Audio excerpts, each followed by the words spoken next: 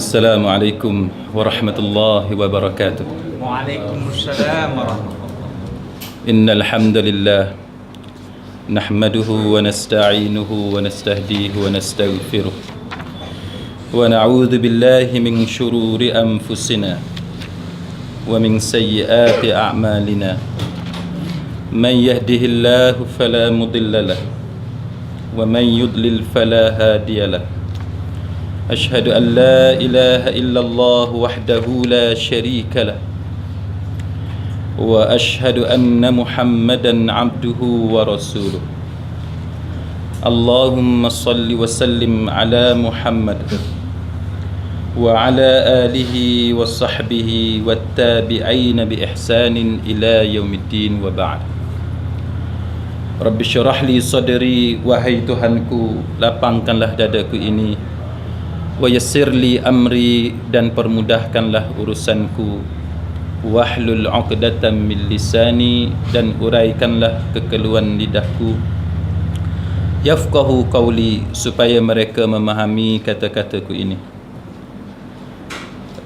Tuan Pengerusi ahli jawatan kuasa Baitul Aitam, Baitul Ilmi lil Aitam, seterusnya saudara-saudari, sahabat-sahabiah, muslimin muslimat, mudah-mudahan dirahmati dan diberkati oleh Allah Subhanahu wa taala.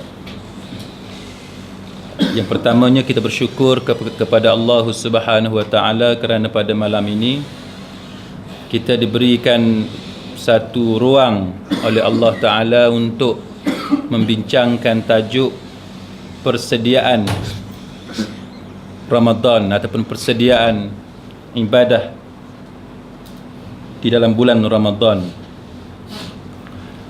Jadi apa yang kita akan bincang pada malam ini, saya akan berpandukan kepada tulisan Dr. Aid bin Abdullah Al-Qarni yang bertajuk Fiqhud Dalil, yang saya percaya bahawa kita akan dapat banyak manfaat daripada beberapa kumpulan dalil yang dihimpunkan oleh Dr. Aid Abdullah Al-Qarni untuk kita membincangkan berkenaan dengan ibadah puasa. Cuma pada malam ini saya akan memilih beberapa dalil naqli yang ada di dalam Al-Quran dan hadis. Bila kita sebut naqli, maknanya dalil yang dinakalkan daripada Quran dan yang dinakalkan daripada hadis. Lawan dia ialah dalil aqli. Saya percaya tuan-tuan dan puan-puan sekalian sudah tahu membezakan di antara apa yang dimaksudkan dengan dalil aqli dan apa yang dimaksudkan dengan dalil naqli. Ayat yang umum kita ketahui berkenaan dengan puasa ialah ayat dalam suratul Baqarah 183. Saya akan terangkan secara ringkas sebab ayat ini memang setiap tahun kita bicarakan. A'udzubillahi minasyaitonirrajim. Ya ayyuhalladzina amanu kutiba alaikumusshiyam kama kutiba alal ladzina min qablikum la'allakum tattaqun. Ulasan saya terhadap ayat Al-Quran ini ialah, sebagaimana yang kita tahu, ayat ini ditujukan kepada orang-orang yang beriman. Satu taklif, yakni bebanan tanggungjawab. Bila kita sebut taklif, kita tahu bahawa maknanya benda tu susah. Itu maksud taklif. Bahasa Melayunya dibebankan ke atas kita. Kita orang dewasa, kita sebut sebagai mukallaf. Maknanya mukallaf ialah orang yang ditaklifkan, kan? Mana orang yang dibebankan. Jadi jikalau kita berada dalam Islam, kita cuba mencari perkara yang mudah, kita tak mahu menerima beban, maka itu satu sikap yang perlu kita bincang lebih lanjut. Sebab dari satu sudut, dari segi fiqh, kita mengamalkan fiqh taisir, kan? Tetapi pada masa yang sama kita kena ingat, kita seorang mukallaf yang dibebankan dengan tanggungjawab. Jadi kita mesti bezakan apa maksud fiqh taisir, fiqh yang mudah, Kalau kita ada pilihan, kita ambil yang mudah. Dan apa maksud kita sebagai makhluk yang disebut sebagai mukallaf, yang dibebankan dengan tanggungjawab? Maknanya satu bebanan, iaitu perkara yang susah. Beban ni dia bukan satu benda yang mudah. Tak ada orang faham perkataan beban tu sebagai satu benda yang ringan. Beban maknanya benda tu berat. Baik, maka ayat ni dia kata ya ayyuhallazina amanu, wahai orang-orang yang beriman, kutiba, kan, diwajibkan ke atas kamu apa dia? As-siyam. Siam satu bebanan ke atas kita. Baik. Bila kita faham bahawa as-siyam itu satu bebanan ke atas kita, mana kita mesti tahu bahawa kita perlu take serius kepada pensyariatan as-siyam. Bila disyariatkan kepada kita as-siyam, kita tak boleh pandang enteng tentang pensyariatan tersebut. Dan apa yang dinyatakan di sini ialah kama kutiba 'alal ladzina min qablikum, sebagaimana yang dibebankan ke atas umat yang terdahulu. Maka kita kena ingat bahawa dalam Islam ini sebagai revision, kita ulang balik.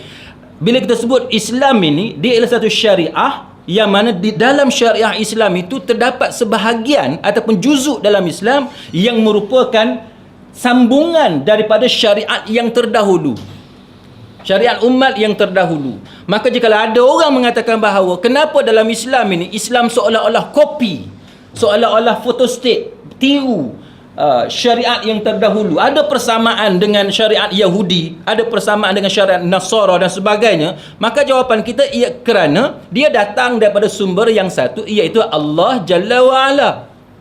Maka sebab itu sebahagian daripada ibadah dalam Islam ini, termasuk haji dan lain-lain, dia ada persamaan. Kalau ada orang mengatakan bahawa tak, Islam mesti ada identiti dia sendiri, jawapan kita, persoalannya ialah Islam tu datang dari mana? Jadi kalau Islam itu datang daripada Allah, agama Yahudi juga datang daripada Allah Ta'ala, Nasrani, Kristian juga asalnya datang daripada Allah Ta'ala, dan Nabi Isa, Nabi Musa, Muhammad dan sebagainya datang daripada utusan daripada Allah Ta'ala. Maka sudah tentu dia datang daripada sumber yang sama. Bila dia datang daripada sumber yang sama, dia ada persamaan, kan? Cuma perbezaannya apabila ada perkara-perkara tertentu dengan dalil yang tertentu yang memerintahkan kepada kita secara khusus supaya berbeza dengan mereka, barulah kita berbeza. Baik, itu prinsip umum yang kita perlu faham. Tujuan dia la'allakum tattaqun, mudah-mudahan kamu bertakwa. Ini pun revision. Kita nak ulang balik, yang kata takwa ni apa dia? Imtithalu awamirillah wajtinabu nawahihi. Itu maksud dia. Junjung perintah Allah Ta'ala, ataupun implement, laksanakan perintah Allah Ta'ala, dan tinggalkan, kita jauhi benda yang dilarang oleh Allah Ta'ala. Jadi kalau orang kata apa dia takut kepada Allah, apa dia makna takwa kepada Allah, apabila yang dia kata fear Allah, jawapan dia ialah dengan cara buat benda yang Allah Ta'ala suruh dan menjauhi benda yang dilarang atau yang dibenci oleh Allah Ta'ala. Baik, itu sebab sekadar revision, sebab ayat ni memang diulang setiap tahun. Baik, muslimi muslimat sekalian, tentang kedudukan puasa dan sebagainya, itu saya akan skip, saya akan lompat, saya tak akan bicarakan yang itu. Dan begitu juga tentang soal keutamaan berpuasa daripada hadis qudsi, bahawa puasa itu ialah milik Allah Ta'ala. Saya percaya juga tuan-tuan telah sedia maklum. Baik, ada satu hadis dalam Sahih Bukhari dinyatakan bahawa wasiyamu junnah, kan, puasa itu perisai. Apa maksud puasa itu adalah perisai bagi orang mukmin? Saya ada sentuh tentang isu ini sedikit sebanyak di beberapa tempat dalam sehari dua ini. Bila kita datang bulan Ramadan, dia seolah-olah, kalau kita nak buat bandingan, analoginya ialah seperti mana kita mendapat suntikan imunisasi, kan? Seperti suntikan imunisasi. Suntikan imunisasi, bahan dia kuman yang lemah dimasukkan dalam badan kita. Tujuan dia apa? Supaya badan kita memberi reaksi antibodi, pertahanan diri untuk berhadapan dengan serangan penyakit yang sebenar. Maknanya dicucuk kuman yang lemah, untuk berhadapan dengan kuman yang sebenar yang lebih kuat. Baik, itu ibarat yang mudah untuk kita faham dalam soal puasa sebagai perisai kepada orang mukmin. Puasa ni dia bukanlah satu latihan yang betul-betul teruk dan sebagainya, tapi dia satu permulaan kepada kita supaya kita mendidik diri kita supaya tidak melakukan perkara yang dilarang oleh Allah Ta'ala dan kita melaksanakan benda yang Allah Ta'ala suruh. Yang kita kata takwa dalam ayat yang pertama tadi. Contohnya ialah kalau kita solat, kita sebut sebagai takbiratul ihram. Kan? Takbiratul ihram maknanya takbir yang mengharamkan benda yang halal ketika di luar solat. Ketika di luar solat, halal bagi kita minum air. Tapi bila kita takbir untuk solat, maka takbiratul ihram itu mengharamkan kita minum air. Di luar solat, kita boleh berjalan, boleh kita duduk, kita buat benda yang kita suka, baca surat khabar dan sebagainya. Tapi apabila kita takbir solat, haram bagi kita melakukan perbuatan di luar solat. Baik. Begitu juga puasa. Puasa ini yang dikatakan sebagai perisai kerana bila kita berpuasa, perkara yang halal di luar Ramadan tiba-tiba diharamkan ketika Ramadan. Perkara yang sangat simple, yang sangat mudah, semudah minum air, tiba-tiba haram bagi kita minum air. Maka orang yang sanggup melaksanakan perintah yang semudah ini, sebenarnya dia melatih diri kita untuk bertakwa kepada Allah Ta'ala, supaya bila tiba satu masa peluang untuk kita menerima rasuah, kita sanggup tolak rasuah. Rasuah benda yang besar, lebih besar daripada perbuatan minum segelas air. Tetapi kerana kita telah latih diri kita dalam bulan Ramadan, segelas air yang halal, tapi kerana ianya berlaku di siang hari Ramadan, walaupun segelas air yang halal, kita takkan sanggup untuk meminum air tersebut. Maka begitulah yang berlaku dalam kehidupan kita. Kalau ada peluang di hadapan kita, tetapi peluang itu peluang yang haram, kita takkan sanggup menerima peluang itu kerana kita telah melatih diri kita sebulan bulan Ramadan untuk mengutamakan mardatillah daripada kepuasan nafsu diri kita sendiri. Itu yang dimaksudkan sebagai puasa itu sebagai junnah. Baik. Yang ketiga, bau mulut orang yang berpuasa. Ini pun kita sentiasa ulang, muslimin muslimat sekalian. Dan dalil inilah yang kemudiannya menjadi perbahasan hangat tentang sama ada hukum bersugi ataupun memberus gigi, membersihkan gigi ketika waktu siang hari Ramadan, sehingga timbul ijtihad tentang makruh memberus gigi selepas daripada waktu zuhur, gelincir matahari, kan? Baik. Iaitu Nabi sallallahu alaihi wasallam bersabda, la khulufu famis shaim atyabu indallahi min rihil misk. Baik.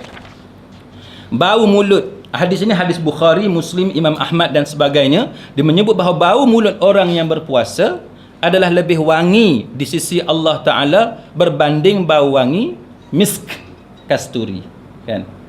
Baik. Sebagaimana yang tuan-tuan tahu, kenapa dalil ini kemudiannya menjadi titik perbahasan di kalangan para fuqaha berkenaan dengan hukum makruh ataupun tidak bersugi ataupun memberus gigi selepas daripada waktu zuhur pada siang hari Ramadan. Baik.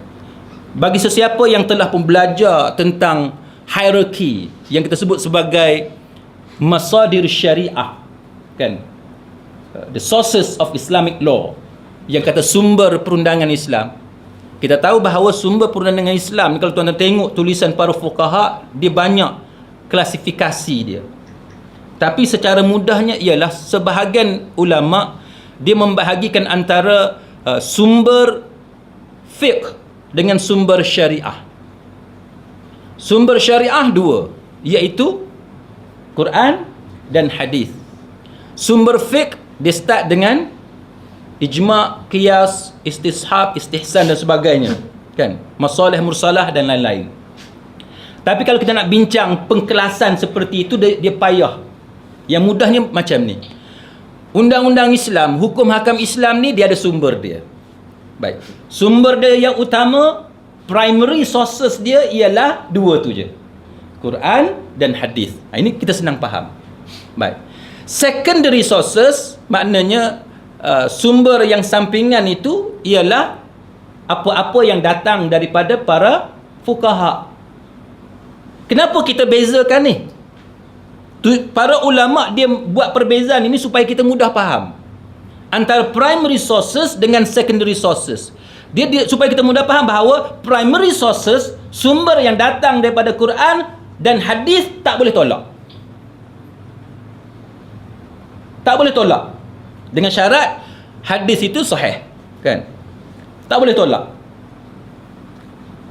Tapi sumber hukum yang datang daripada secondary sources, yang datang daripada sumber kedua itu, kita boleh tolak kalau kita ada alasan yang betul. Kan? Faham ya? Baik. Maknanya ialah, kalau kita jumpa ayat Quran, kita faham ayat Quran tu menghendaki kita buat apa, maka kita tak dibolehkan untuk tolak ayat Quran tersebut. Kecuali dalam keadaan kita tak faham. Kita baca Quran, kita jumpa satu ayat, kita tak faham ayat tu. Kita nak buat macam mana?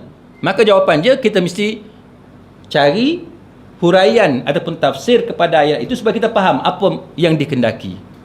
Baik, berbalik kepada dalil ini, muslimin muslimat sekalian. Bila kita belajar tentang comparative fiqh, tentang fiqh perbandingan ataupun fiqh muqarran, fiqh perbandingan, kita mesti faham bahawa di sana berlakunya apa yang disebut asbabul ikhtilaf bainal fuqaha, iaitu punca perbezaan pendapat di kalangan para fuqaha, Islamic jurist. Sebab apa mereka berbeza pendapat? Dia ada banyak sebab. Salah satunya ialah al-ikhtilaf fi fahmin nas. Berbeza pendapat, berbeza cara dalam memahami nas. Nas mereka terima. Nas yang sama mereka terima, tidak ada masalah. Contohnya nas yang datang daripada Sahih Bukhari, mereka terima. Dari segi authenticity, kesahihan, dia terima. Tetapi yang menjadi masalah cara memahami nas. Kan? Sebagaimana bila kita bincang tentang salasata quru, kan, kita bincang tentang 3 kali suci dalam soal iddah perempuan. Salasata quru, sebahagian fuqaha menerima salasata quru maknanya 3 kali suci, sebahagian yang lain menerima salasata quru sebagai 3 kali haid. Mereka menerima perkataan salasata quru dalam Quran, tapi makna salasata quru dipahami macam mana? Itu contoh, kan? Itu contoh. Sama juga dalam soal hadis ini, bila Nabi sebut bahawa bau mulut orang yang berpuasa lebih wangi di sisi Allah Ta'ala berbanding bau kasturi, apa yang dipahami daripada hadis ini? Kalau tuan-tuan dengar, Allah Ta'ala lebih suka, tak? Bagi Allah, bau mulut orang puasa tu lebih Allah Ta'ala suka, lebih wangi berbanding dengan bau kasturi. Tuan-tuan faham macam mana? Apa benda itu tuan-tuan nak buat? Allah Ta'ala tu siapa dia? Tuhan kita, kan? Kita hidup atas dunia ni, kita nak cari keredaan dia.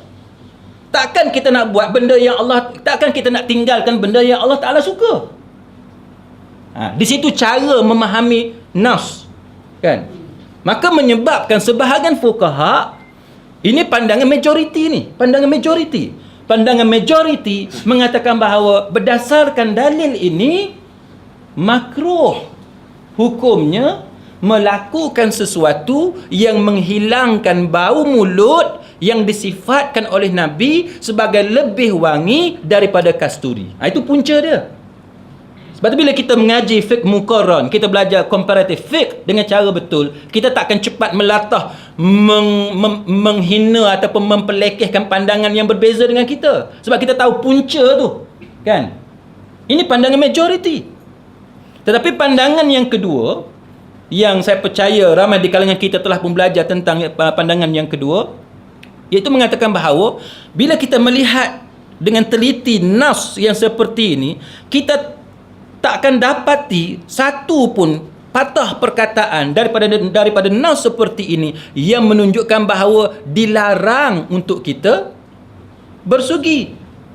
Ya, bau mulut orang yang berpuasa itu lebih wangi daripada kasturi, tapi hadis itu tidak menunjukkan bahawa biarkan mulut kamu berbau busuk. Faham tak tu cara memahami nas, kan? Sebab itu para ulama berbeza pandangan tentang hadis ini. Macam mana kita nak ambil dalil, nak ambil hukum daripada hadis seperti ini? Itu punca dia. Jadi kalau tuan-tuan tanya saya, kalau ustaz rasa macam mana, kan? Kalau saya berpegang kepada pandangan yang kedua. Kerana dalil tadi tidak menunjukkan bahawa kita dilarang untuk bersugi. Malah beberapa dalil tentang bersugi ataupun menjaga kebersihan mulut, satu pun tidak menunjukkan pengecualian dalam bulan Ramadan. Kan? Soal kalau tidak kerana menyusahkan umatku, nescaya aku akan perintahkan kepada mereka supaya bersugi setiap kali sebelum solat, kan? Dan hadis-hadis yang lain langsung tidak menyentuh pengecualian dalam bulan Ramadan. Kerana itu pandangan peribadi saya, pandangan yang kedua itu lebih tepat berbanding dengan pandangan yang pertama, walaupun pandangan pertama itu merupakan pandangan majoriti fuqaha, kan? Kalau kita nak cakap tentang pandangan majoriti, pandangan minoriti ni, jumhur dan juga pandangan yang minoriti, begitu juga tentang soal kalau tuan-tuan tengok dalam Quran berkenaan dengan wanita yang suci haid dia, daripada haid tapi dia belum mandi, adakah boleh atau tidak suami bersama dengan isteri dalam keadaan yang macam tu, kan? Maka jumhur, majoriti mengatakan bahawa haram bagi suami mendatangi isteri ketika dalam keadaan isteri suci daripada haid tetapi belum mandi. Itu pandangan jumhur. Tetapi pandangan minoriti termasuk Hanafiyah, ulama Hanafiyah mengatakan bahawa tidak haram bagi suami mendatangi isteri yang telah pun suci daripada haid tetapi belum mandi. Itu contoh macam mana pertentangan antara jumhur fuqaha ataupun pandangan majoriti dengan pandangan minoriti. Baik, setakat tu boleh, Ada sebarang soal. Kalau tuan-tuan nak tanya, jangan terlalu formal sangat. Terus tanya, tak perlu nak tunggu sesi soal jawab, tak payah. Kalau tuan-tuan rasa nak tanya ataupun nak bincang satu benda, terus sampaikan pandangan. Baik. Ya, ya. Aha. Penerangan berkenaan dengan suki ataupun kita cuci mulut. Okey. Bercanggah dengan amalan orang kita dulu kita simpan lantaran takut nak cuci mulut, takut batal ni. Okey. Jadi Ustaz boleh kembangkan sikit benda tu. Nak kembang dari sudut mana? Dari sudut kebersihan mulut pada bulan puasa. Pada bulan puasa. Baik. Berdasarkan hadis yang Nabi mengatakan bahawa kalau tidak kerana menyusahkan umatku itu abad. Berdasarkan hadis itu, apa yang tuan-tuan faham bahawa, apa yang kita boleh faham bahawa bersugi ataupun menjaga kebersihan mulut itu ialah satu amalan sunat yang sangat-sangat digalakkan, yang hampir kepada wajib. Dalam hukum Islam kita panggil sunat muakkadah, kan? Betul? Sunat muakkad, mana sunat yang sangat ditekankan oleh Nabi, yang hampir kepada wajib tapi dia tak wajib. Okey. Bila tuan-tuan faham macam tu, maknanya amalan tu sangat-sangat utama. Baik, bila amalan tu sangat-sangat utama, kalau ada pengecualian, maka sepatutnya Nabi menerangkan pengecualian itu. Boleh nampak? Baik, bila sepatutnya Nabi menerangkan pengecualian itu, tapi bila kita belajar, selama kita belajar ini, dan kalau tuan-tuan tanya mana-mana fuqaha sekalipun, ada ataupun tidak dalil yang terang, yang qat'i, yang sarih, yang sahih daripada Nabi yang memberikan pengecualian. kepada penekanan yang dibuat oleh Nabi sallallahu alaihi wasallam tentang keutamaan bersugi itu. Ada ataupun tidak? Jawapannya tidak ada. Jadi bagaimana mungkin satu dalil yang zonni macam ni, tuan faham zonni kan? Mana satu dalil yang grey, dalam grey area, dalam kawasan yang kabur, kan? Dalil yang tak jelas. Yang macam ni tiba-tiba kita nak jadikan dalil yang tidak jelas ini, dalil yang samar-samar ini menjadi dalil yang kuat untuk memberikan pengecualian kepada dalil yang qat'i. Kan? Dalil yang qat'i, dalil yang mu'tamad dan dalil yang sharih, yang terang. Jadi sebab tu kita kata dari sudut kita mengeluarkan hukum, dia perlu jelas. Maknanya kalau dalil itu qat'i dan dalil itu sharih, maka perlu ada dalil lain untuk memberi syarat kepada dalil yang umum tadi. Hendaklah dalil yang memberi syarat tadi ataupun yang memberi pengecualian tadi merupakan dalil yang qat'i dan sharih. Tuan tahu beza qat'i dengan sharih? Qat'i maknanya muktamad, kan? Putus. Mana dari segi betul atau tak betul hadis dalil itu tidak ada pertikaian. Sharih makna terang. Bila kita baca ayat tu, hadis tu, kita faham terus. Tak ada kesamaran. Itu makna sharih. Baik. Maka dalam soal menjaga kebersihan mulut, bila kita faham bahawa berdasarkan dalil umum daripada Nabi, jaga kebersihan mulut, maknanya kita hendaklah sentiasa menjaga kebersihan mulut walaupun dalam bulan Ramadan. Cuba tuan-tuan bayang bagaimana kita dalam bulan Ramadan, mulut kita busuk, kita bercakap dengan orang. Baik. Kita kata sebab Allah Ta'ala suka. Allah Ta'ala suka tu bau mulut orang yang berpuasa. Hadis ni dia tak kata Allah Ta'ala suka mulut orang busuk dalam bulan Ramadan. Itu yang kita nak kena beza. Bau busuk mulut ni mungkin dia datang daripada kosongnya perut. Mungkin dia datang daripada bakteria dalam mulut. Mungkin dia datang daripada gigi kita yang berlubang. Dia ada banyak sebab. Maka sebab itu kalau tuan-tuan nak pastikan bau busuk itu hanya semata-mata datang daripada kosongnya perut kita yang berpuasa, make sure gigi itu mulut bagi bersih. Jadi kalau keluar busuk juga, yes, kita tahu busuk itu datang daripada perut yang kosong, bukannya kerana kotornya mulut kita. Setakat itu okey kan? Jadi yang kedua, cara bersugi. Tuan-tuan tengok dalam kitab Kaifa Nata'amul Ma'as Sunnah yang dikarang oleh Syekh Dr. Yusuf Al-Qaradawi, dia menceritakan bagaimana cara memahami sunnah Nabi dengan yang betul, dengan cara betul. Bersugi bukan semata-mata dengan menggunakan kayu sugi, tapi bersugi ataupun bersiwak maknanya menjaga kebersihan mulut sesuai dengan teknologi yang ada pada zaman. Kan? Manakala zaman itu ada berus gigi yang telah dikaji dengan cara saintifik, dibentuk dengan cara yang saintifik, dengan bentuk berusnya, jenis berusnya, panjang pendek berusnya dan sebagainya, kemudian dengan menggunakan toothpaste, ubat gigi dengan ramuan-ramuan yang moden, maka itu lebih menepati sunnah berbanding dengan kayu sugi yang lebih mirip kepada keadaan zaman. Sebab itu bila kita belajar syariah di peringkat awal dulu, saya sentiasa menekankan supaya tuan-tuan faham ada dua syariah. Yang pertama yang kita sebut asy-syari'atul islamiyah allati la tataghayyar bi taghayyuriz zaman wa makan. Hukum Islam yang takkan berubah dengan perubahan zaman dan tempat. Satu. Yang kedua, asy-syari'atul islamiyah allati tataghayyar bi taghayyuriz zaman wa makan. Hukum Islam yang berubah dengan perubahan zaman dan tempat. Maka bersugi ni dia berdasarkan kepada perubahan zaman dan tempat. Basuh najis, mughallazah, nak guna air tanah ataupun tidak, maka Hanabilah mengatakan bahawa hendaklah berdasarkan kepada zaman dan tempat. Maka bila zaman kita ada deterjen, ada bahan kimia yang lebih baik, bahan pencuci yang lebih baik daripada tanah, maka hendaklah kita menggunakan bahan pencuci moden yang lebih baik daripada tanah. Itu pandangan Hanabilah. Tapi bagi sesiapa yang tak setuju menggantikan air tanah dengan menggunakan sabun, maka dia boleh tetap menggunakan air tanah, tapi itu pandangan Syafi'iyah, yang ini pandangan ulama Asy-Syafi'i. Okey, boleh? Boleh tu okey. Ada sambungan? Tak ada. Okey. Baik. Pahala puasa. Kita tengok sedikit pahala puasa. Nabi sallallahu alaihi wasallam bersabda, "As-siyamu."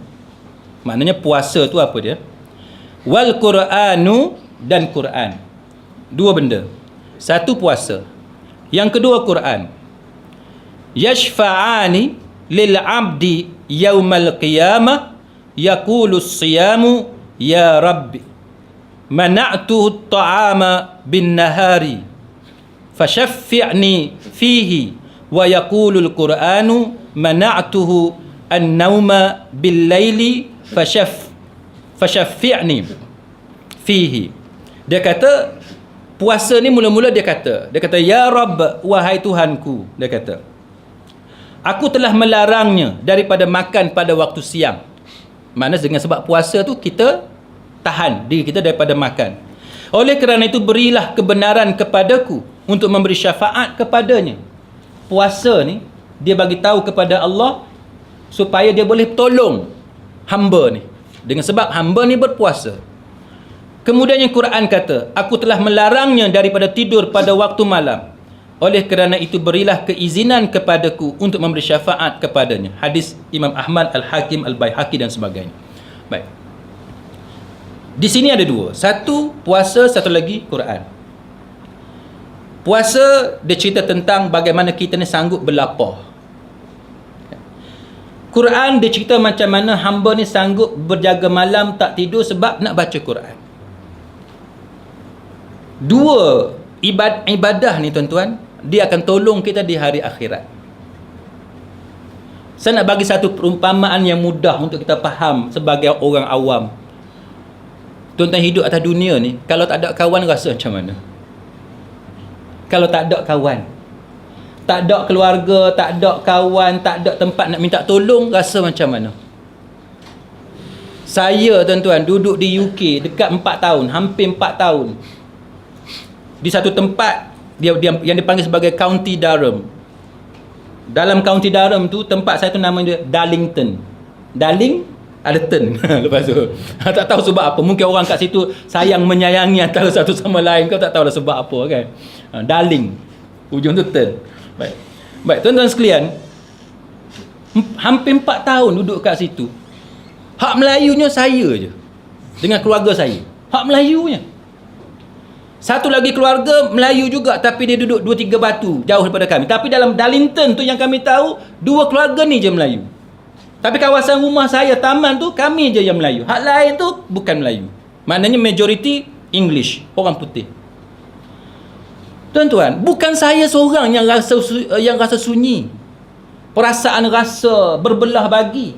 Tapi anak-anak pun duk mengadu. Tak ada kawan. Padahal kawan dia ramai. Kan? Kat sekolah tu. Yang duk main sama-sama. Tapi nak ceritanya kita orang Melayu, kan? Kita orang Islam, kita lebih selesa berkawan dengan orang Melayu dengan orang Islam. Macam itulah. Dalam keadaan kita ada kawan, yang kawan kita ni orang putih, pun kita rasa tak selesa. Kita rasa tak selesa. Jadi cuba tuan-tuan bayang, orang yang tak ada kawan, macam mana hidup dia? Nak minta tolong tak boleh. Nak buat kawan sembang tak boleh. Nak buat kawan untuk kita luah perasaan tak boleh. Nak buat gurau senda tak boleh. Orang kata, ustaz bini ada? Ya bini ada. Pun tengok hari-hari jemu juga kan. Saya kata. Tapi nak ceritanya, kita nak kawan. Orang yang mempunyai ramai kawan, hidup dia lebih bahagia. Saya pernah masuk hospital masa duduk di UK tuan-tuan. Bila keluar daripada ward, nak tunggu taksi, ada NHS punya kita kata banner. NHS ni kalau di Malaysia macam Kementerian Kesihatan Malaysia, KKM. Di sana dia panggil NHS. NHS ni tuan-tuan, dia menggalakkan kita hidup dalam hidup yang sihat. Supaya kita tak kena darah tinggi, tak kena penyakit-penyakit lain lah. Antara cara hidup yang sihat, social life kita tu, kehidupan kita ni, macam mana kita bersosial. Kita duduk memerap kat rumah saja ke, ataupun kita keluar daripada rumah, kita berkawan. Macam kita malam ni betul dah ni. Selain daripada kerana mencari keredaan Allah, dari sudut kehidupan atas dunia kita berkawan. Saya jumpa dengan tuan-tuan, saya peluk tuan-tuan, tanya habaq macam mana, seronok jumpa haji apa haji kan. Kita rasa seronok kan. Jadi dari segi psikologi, kekuatan psikologi kita kuat, mental kita kuat. Sebab kita jumpa orang. Ini kajian yang dibuat oleh NHS menunjukkan bahawa orang yang mental dia sihat kan, mental kepala dia tu sihat, dalam kepala dia ni sihat, dia akan mempengaruhi perjalanan tubuh badan dia. Itu kajian barat tuan-tuan. Dan itulah juga yang Islam ajar kepada kita. Tapi kalau kita nak cerita panjang, dia akan keluar tajuk. Cuma sekurang-kurangnya kita faham bahawa la yu'minu ahadukum hatta yuhibba li akhihi ma yuhibbu li nafsihi, menjadi dalil bahawa orang yang sayang dekat saudara dia lebih daripada dia sayang diri sendiri, maka orang tu dapat keutamaan dari sudut iman dia kepada Allah Subhanahu wa taala, sebab Nabi sebut tak sempurna iman kan. Itu dia. Sama juga dalam konteks ni tuan-tuan. Macam mana orang bila dia pergi hari akhirat kelak, dia nak minta tolong dengan siapa? Saya bawa balik barang daripada Malaysia ke UK, daripada UK ke Malaysia, perlu pertolongan kawan-kawan nak angkat barang. Bila sampai kat Malaysia nanti, bila kereta sampai, nak kena jumpa custom, tax dan sebagainya. Kita perlukan orang, betul tak? Yang kita kenal untuk tolong melicinkan perjalanan urusan kita. Akhirat kelak tuan-tuan, keadaan macam itulah. Kita nak tolong, minta tolong, tapi di akhirat kelak tak ada orang yang boleh tolong kita melainkan Allah, dan cara syafaat yang Allah Ta'ala tentukan. Maka cara syafaat, cara pertolongan yang Allah Ta'ala tentukan, bukannya kawan kita mai tolong kita. Yang Aisyah tanya dekat Nabi, tak malu ke kita telanjang bulat belaka, tak ada pakaian di padang mahsyar? Nabi kata, kamu tak ada masa nak rasa malu, sebab masing-masing takut akan nasib dirinya sendiri di padang mahsyar. Jadi tuan-tuan sekalian, dalam keadaan kita takut kepada nasib diri kita sendiri pada padang mahsyar, maka siapa nak tolong kita? Tak ada orang nak tolong kita tuan-tuan. Siapa yang pernah masuk universiti dia tahu, bila time exam, bila kawan tanya soalan nombor 2 hang jawab apa, tuan-tuan rasa geram tak kat dia? Kita nak jawab, tak ada masa ni, dia sibuk nak tanya kita soalan nombor 2 tu hang jawab apa kan. Sekali-sekala boleh tolong, tapi banyak-banyak geram geram juga. Nak ceritanya itu exam atas dunia. Kalau exam kat universiti nak meniru tak boleh, tak peduli dah kawan nak jadi apa, jadilah. Hari akhirat tuan-tuan, kita nak buat macam mana? Tak peduli dah kawan. Yang akan tolong kita di hari akhirat kelak ialah syafaat daripada Allah Ta'ala melalui amalan yang kita buat, antaranya puasa dengan baca Quran. Sebab tu saya, bila saya nak pindah balik ke Malaysia, saya terpaksa bakar Quran yang lama kan, sebab anak-anak duk baca sampai koyok dan sebagainya. Tu saya kata kat isteri, saya kata kalau Quran sampai koyok baca, kira banyak pahala sungguh ni. Kan, banyak sampai koyok Quran, baca Quran. Tu duduk gelak dengan isteri. Jadi kita bakar Quran dan debu dia itu kita hanyutkan di sungai ataupun kita tanam. Baik, muslimin muslimat sekalian, soalannya kita baca tak Quran? Kalau boleh nak buat, kena buat macam tu. Baca Quran sampai koyok-koyok ni, sampai habis kertas-kertas Quran tu. Sebab kerapnya kita baca Quran, kita nak macam tu. Yang tak maunya Quran letak atas almari macam tu, atas ni debu. Itu yang kita tak mau. Jadi kalau tuan-tuan sekalian balik kat rumah nanti tengok Quran duduk macam tu, debu kat atas, itu satu benda yang tuan-tuan nak kena fikir sendiri. Pasal apa Quran duduk macam tu, tiba-tiba debu kat atas? Mana berapa lama dah tuan-tuan tak ambil Quran tu. Kan? Jadi Quran tu yang akan tolong kita. Baik, dia kata Quran kata aku melarang dia daripada tidur pada waktu malam. Baik, ini akan timbul tentang hukum tahajud ataupun qiyamul lail. Kalau tuan-tuan bacalah tentang perbahasan berkenaan tahajud ataupun qiyamul lail ini, saya nak ringkaskan macam ni. Sebahagian fuqaha dia bezakan. Tahajud tu apa dia, qiyamul lail tu apa dia. Sebahagian fuqaha dia tak suka perbahasan tentang dua istilah ni. Dia kata tahajud ke qiyamul lail ke benda sama. Tak apalah. Cuma yang saya nak cerita kepada tuan-tuan, ringkasnya ialah sebahagian fuqaha dia mengkategorikan tahajud hanya kepada soal solat. Qiyamul Lail lebih umum daripada tahajud. Qiyamul Lail dia merangkumi semua benda. Kan? Fatahajjad bihi nafilatan lak. Quran sebut, Allah Ta'ala sebut. Fatahajjad bihi, bertahajudlah kamu, nafilatan lak, sebagai tambahan, kan? Nafilah, kan? Sebagai tambahan kepada kamu. Jadi kita bertahajud sebagai tambahan kepada amalan kita hak wajib. Nak tampung hak mana ada lubang, hak mana ada cacat celah, hak mana ada patah, kita gunakan tahajud nak tampung hak mana cacat, hak mana kurang. Jadi perbahasannya bila datang bulan Ramadan, apa dia qiyamul lail ketika bulan Ramadan. Yang tu yang kita nak kena tahu. Kalau orang tanya tuan-tuan, engkau dah qiyamul lail tak malam ni? Bulan Ramadan. Nak jawab apa? Kan? Sebahagian fuqaha mengkhususkan qiyamul lail itu dalam bulan Ramadan merujuk kepada solat tarawih. Manakala sebahagian yang lain mengatakan bahawa qiyamul lail itu apa-apa ibadah yang kita buat selepas daripada solat isyak, termasuk sembahyang sunat selepas isyak. Sebahagian fuqaha tuan-tuan tengok lagi, dia akan katakan bahawa yang dikatakan tahajud, ni tahajud, yang dikatakan tahajud apabila kamu tidur terlebih dahulu dan kamu solat selepas tidur, itu dikatakan tahajud. Tapi saya tak suka perbahasan itu, sebab perbahasan macam tu dia lebih kepada istilah. Yang senang tuan-tuan nak faham ialah berkenaan dengan qiyamul lail. Aku ni telah qiyamul lail ataupun belum? Jawapan dia ialah dua benda penting yang tuan-tuan mesti tahu. Satu, yang dikatakan solat tarawih itulah qiyamul lail dalam bulan Ramadan. Nanti orang kata, engkau tak bangun pun daripada tidur? Tak bangun tidur pun tak apa. Lepas isyak kita buat tarawih, itulah qiyamul lail dalam bulan Ramadan. Kita nak cari apa? Malam Al-Qadar, kan? Lailatul Qadar. Tuan-tuan tak bangun daripada tidur pun okey, tak apa, walaupun lebih baik bangun daripada tidur. Tapi tuan-tuan sembahyang isyak, lepas tu tuan-tuan sembahyang tarawih, itu pun telah memadai untuk dinamakan sebagai qiyamul lail dalam bulan Ramadan. Jadi siapa yang sembahyang lepas daripada isyak, itu pun telah pun cukup untuk dinamakan sebagai qiyamul lail, termasuklah dia berzikir ataupun dia baca Quran ataupun dia membaca hadis-hadis Nabi dan sebagainya, berdoa kepada Allah dan apa-apa ibadah yang seumpama dengannya. Okey.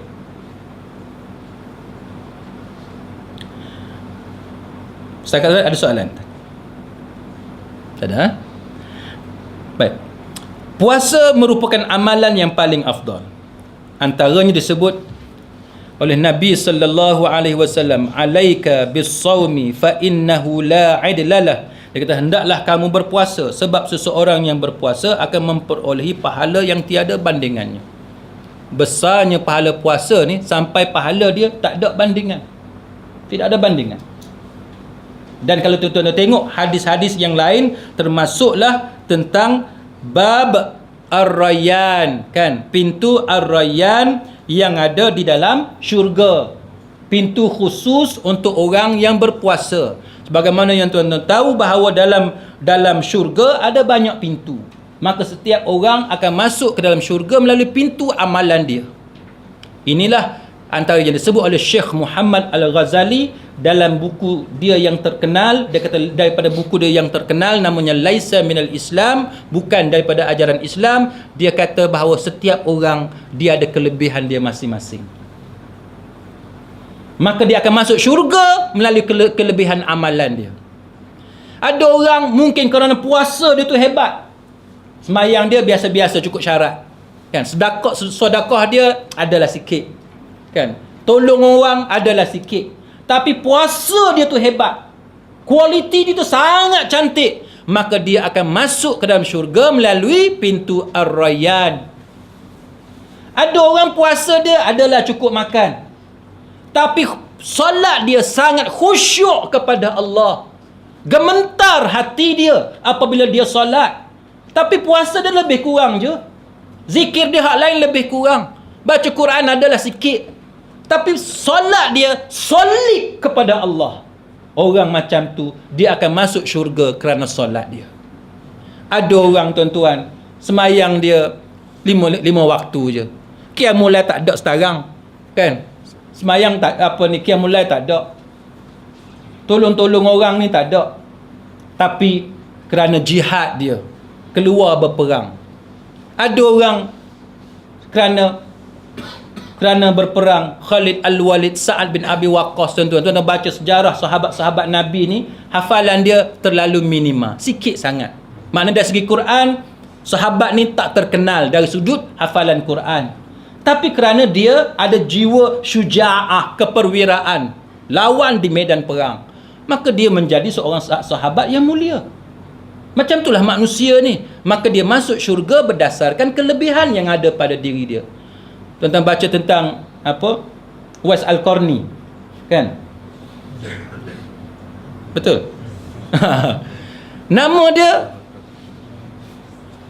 dia tak terkenal di sisi para sahabat yang sentiasa mengunjungi majlis Rasulullah. Sebab apa? Sebab dia tak pernah hadir. Macam kita lah kan. Kita kenal kawan-kawan ni sebab dia biasa datang. Tapi ada orang kita tak kenal pun. Tapi berani atau tidak kita kata bahawa dia tu jahat dengan sebab tidak hadir dalam program kita? No, tak boleh. Sebab apa? Sebab mungkin dia sebagaimana sahabat Nabi tadi, dia tak hadir dalam majlis Rasulullah kerana terpaksa menjaga ibunya yang sakit, ibunya yang lumpuh, yang Nabi sebut bahawa namanya harum di kalangan penghuni langit. Maknanya syurga itu dijanjikan kepada beliau berdasarkan kepada baktinya kepada ibu. Walaupun dia bukan seorang sahabat yang duduk dekat dengan Nabi dalam majlis Nabi. Itu contoh, kan? Maka sebab tu kita ni jangan mudah nak mempelecehkan orang dan sebagainya. Baik. Muslimin muslimat sekalian. Jadi apabila kita faham sebegitu rupa, maka kita tahu bahawa setiap amalan itu dia ada kelebihan dia masing-masing. Saya rasa saya nak skip kepada hukum hakam yang berkaitan dengan puasa. Baik.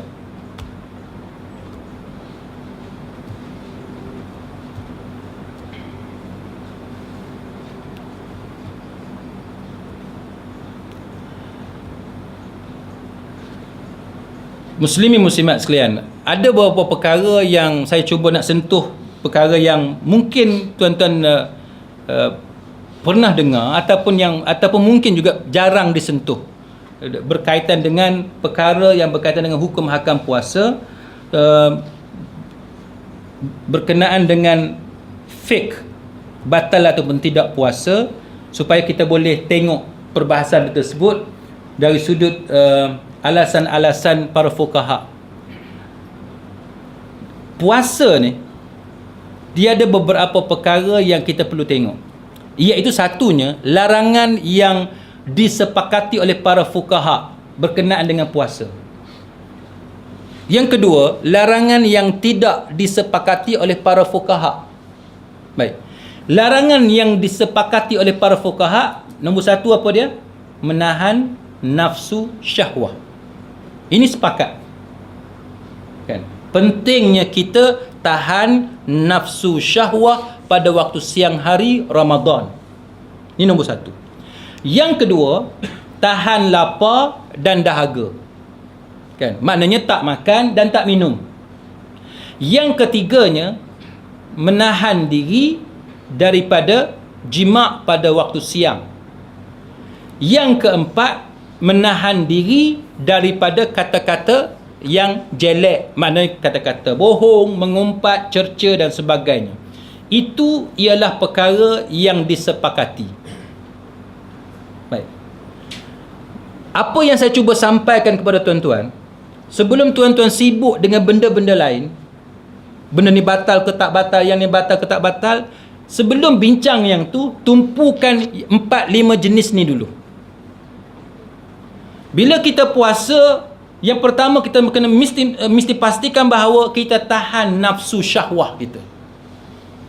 Rasa nak tengok benda-benda yang menjolok mata, tahan mata, jangan tengok. Semua benda yang berkaitan dengan syahwah, tahan. Satu.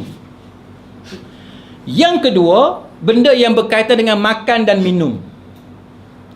Apa sahaja yang dari segi adatnya orang panggil makan dan minum, kena tahan. Baik. Yang ketiganya ialah jima. Kan? Dengan pasangan. Itu kita kena tahan. Yang keempatnya ialah benda-benda yang berkaitan dengan tutur kata. Kita kena tahan. Baik. Lepas kita selesai yang 4-5 perkara yang utama ni, make sure yang ni solid, cantik dah kita jaga, barulah kita bincang hak seterusnya. Okey, yang seterusnya apa dia? Antaranya ialah merokok, keluar darah haid dan nifas. Ini juga sepakat, yang ni kita tak payah bincang lah. Ke ada orang nak bincang rokok ni batal ke tak batal? Ke ada orang nak bincang yang ni? Tak ada kot lah. Tak ada. Baik. Rokok kita tak bincang. Baik. Yang tidak disepakati. Yang ni yang tidak disepakati. Apa dia? Yang pertamanya keluarnya darah yang keluar daripada tubuh. Yang ni tidak disepakati. Contohnya apa dia? Berbekam, ambil darah pesakit, derma darah, cedera, darah yang keluar daripada hidung dan sebagainya. Ini merupakan perkara yang tidak disepakati. Maknanya ialah tuan-tuan akan mendengar ada pandangan yang mengatakan tidak batal dan ada pandangan yang kata batal. Contohnya tidak batal puasa kerana yang membatalkan adalah yang masuk ke dalam tubuh melalui saluran terbuka hingga ke perut dan bukannya yang keluar daripada tubuh.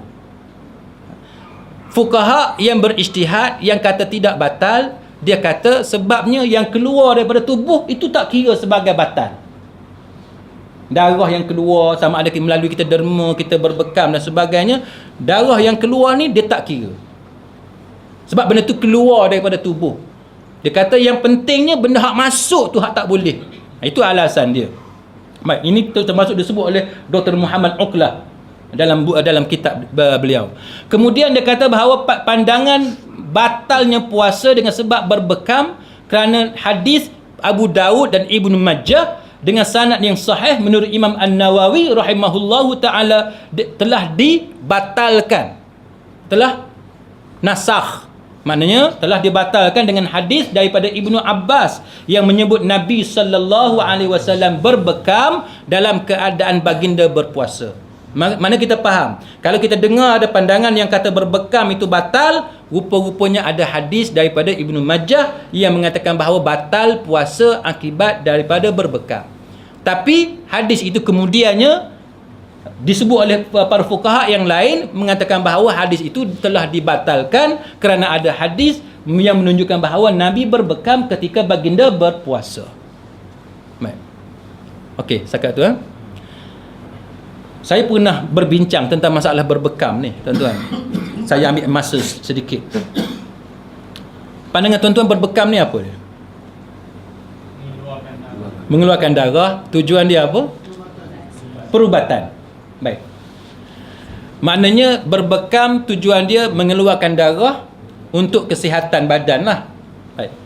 Bagi sesiapa yang pernah berbekam, dia akan bagi tahu dekat kita bahawa berbekam ni badan dia rasa ringan. Okey, badan dia rasa ringan.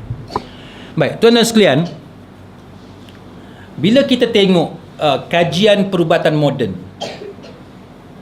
kajian perubatan moden setakat zaman sekarang ni, mereka masih belum jumpa macam mana berbekam tu boleh bagi kesihatan pada badan. Okey, faham setakat tu? Setakat tu faham dulu Mereka masih belum jumpa macam mana berbekam ni boleh bagi kesihatan. Tetapi menderma darah ataupun mengeluarkan darah daripada badan pada kuantiti tertentu, kan, ada impak positif kepada manusia. Tuan-tuan boleh beza tak apa yang saya nak cerita ni? Berbekam, kita keluarkan darah, kan, mengeluarkan darah dengan cara tertentu lah. Kalau zaman saya kecil dulu, dia pakai tempurung.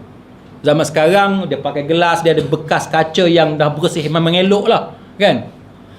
Baik, itu yang kita panggil berbekam. Tapi dari segi perubatan moden, dia belum jumpa lagi yang kata berbekam ni apa dia. Dia punya kesan positif. Tapi mengeluarkan darah, mana ada persamaan kan? Mengeluarkan darah, dia ada kesan positif. Apa dia? Contoh. Contoh. Orang yang ada high blood pressure, tekanan darah tinggi.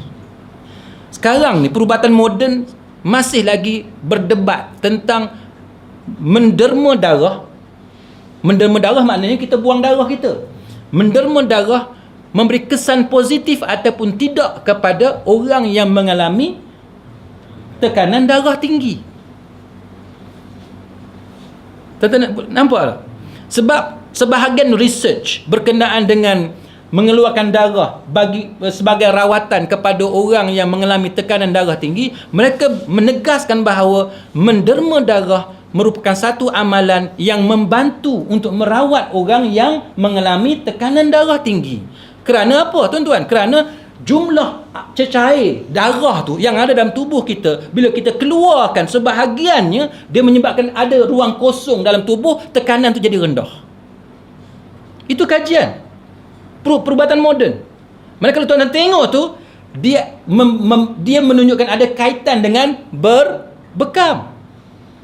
Berbekam kita mengeluarkan darah. Cuma berbekam zaman dulu dia tidak disokong oleh penemuan saintifik. Kan? Berapa jumlah darah yang patut kita keluarkan, macam mana cara nak keluarkan darah yang betul, jumlah kuantiti yang betul dengan cara yang betul dan sebagainya. Tapi amalan hari ni, tuan-tuan sekalian, bagi siapa yang menjadi sportman, yang bertanding di peringkat yang lebih serius antarabangsa contohnya, antara cara dia nak mempunyai tenaga yang lebih, dia buat macam mana? Dia buat macam mana, tuan-tuan? Dia keluarkan darah pada kuantiti tertentu. Apa yang akan berlaku? Badan kita jadi ringan. Manusia ni tahap kekuatan dia sama je, kan? Jadi ada orang dengan sebab dia ada beza sikit, dia boleh lari lebih laju. Ada orang dia slow sikit. Jadi ada 5%, 10% kekuatan tu boleh dicuri dengan cara meringankan badan melalui membuang sebahagian daripada kuantiti darah. Itu cara yang sebahagian sportman buat. Cara yang kedua, tapi cara yang kedua ni dahulu mereka buat, sekarang telah diharamkan di peringkat antarabangsa. Apa dia? Dia keluarkan darah. Apa yang akan berlaku? Tubuh kita jadi ringan. Lepas tu apa yang berlaku, tuan-tuan? Badan kita akan menggantikan jumlah darah yang telah hilang. Darah yang dia dah buang tadi, dia masukkan balik, menambahkan tenaga. Sampai tara tu, muslimat sekalian, pakar perubatan sukan membuat kajian nak tolong atlet dia tu. Sampai tara tu. Jadi kalau kita tengok, tuan-tuan sekalian, kalau tuan-tuan tengok balik berbekam pada zaman Nabi sallallahu alaihi wasallam, dan tuan-tuan ingat Nabi kata apa? Antum a'lamu bi umuri dunyakum, ataupun antum a'lamu bi syu'uni dunyakum. Kamu lebih tahu tentang urusan hal ehwal dunia kamu. Maknanya kita boleh modify. Sebagaimana bersugi, kita boleh modify dengan cara yang lebih saintifik, dengan cara yang lebih positif, berdasarkan ilmu yang Allah Ta'ala bagi pada kita. Begitu juga berbekam tadi, kita boleh modify berdasarkan ilmu yang Allah Ta'ala bagi kepada kita. Okey. Ada yang tak setuju ke? Ada bantahan? Ada? Okey, tuan. Yang kedua. Kita ada berbekam. 9 bulan nanti adalah hari puasa. Okey. Dan berbekam dengan derma darah ni, saya ingat kaedahnya berbeza. Okey. Berbekam ni kita ambil darah daripada kulit. Okey. Daripada kulit badan. Sedangkan kalau kita derma darah, dia ambil juga saluran darah. Betul. Kan Betul. daripada saluran darah. Jadi ada perbezaan tak di situ? Dan nampak ada bezanya. Bagi saya cara tu berbeza, tapi kesan dia tu sama. Tak, sebab sekarang ni yang kita tengok berbekam macam yang apa ni Tuan Haji sebut, kita keluarkan darah pada kulit. Tapi bila kita tanya orang yang berbekam, kesan positif dia apa? Dia rasa ringan, betul tak?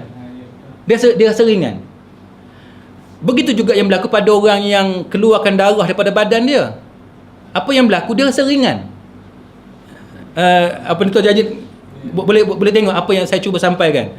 Dia rasa ringan. Maknanya berbekam tu, walaupun di kalangan pakar perubatan moden yang di bahagian barat, dia tak boleh terima berbekam tu sebagai cara yang berkesan untuk bagi kesihatan. Tapi saya cuba sampaikan bahawa sebenarnya dia ada persamaan. Kita keluarkan darah, kita rasa ringan. Berbekam, keluarkan darah daripada permukaan kulit, kita rasa ringan, kesan dia tu. Begitu juga keluarkan darah melalui lengan, daripada arteri, daripada salur darah ni, kita keluarkan darah, darah tu hitam sebab dia darah yang banyak oksigen, dia keluar, maka dia tu bagi kesan meringankan badan. Bila meringankan badan, maknanya kita rasa sihat. Yang kita duk rasa berat, rasa tak larat, itu tiba-tiba kita rasa sihat.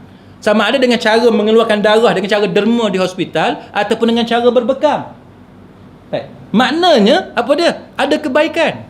Cuma mungkin manusia belum dapat mendalami dengan cara yang betul sunnah yang diajar oleh Nabi, sebab benda yang Nabi buat takkan silap, kan?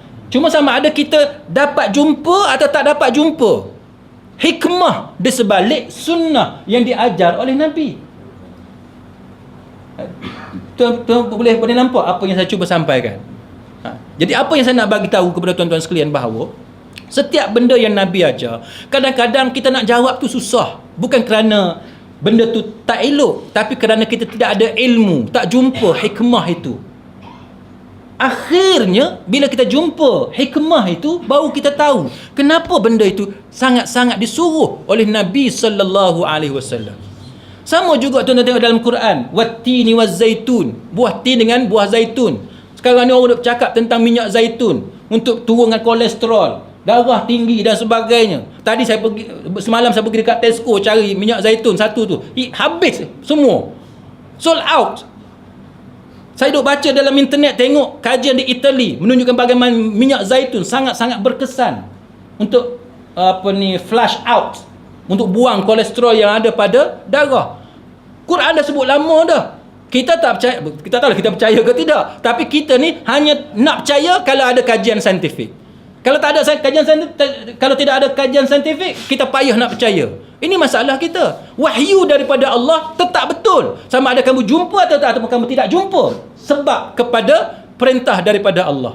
Cuma kajian saintifik itu menyokong keyakinan kita kepada revelation, wahyu daripada Allah.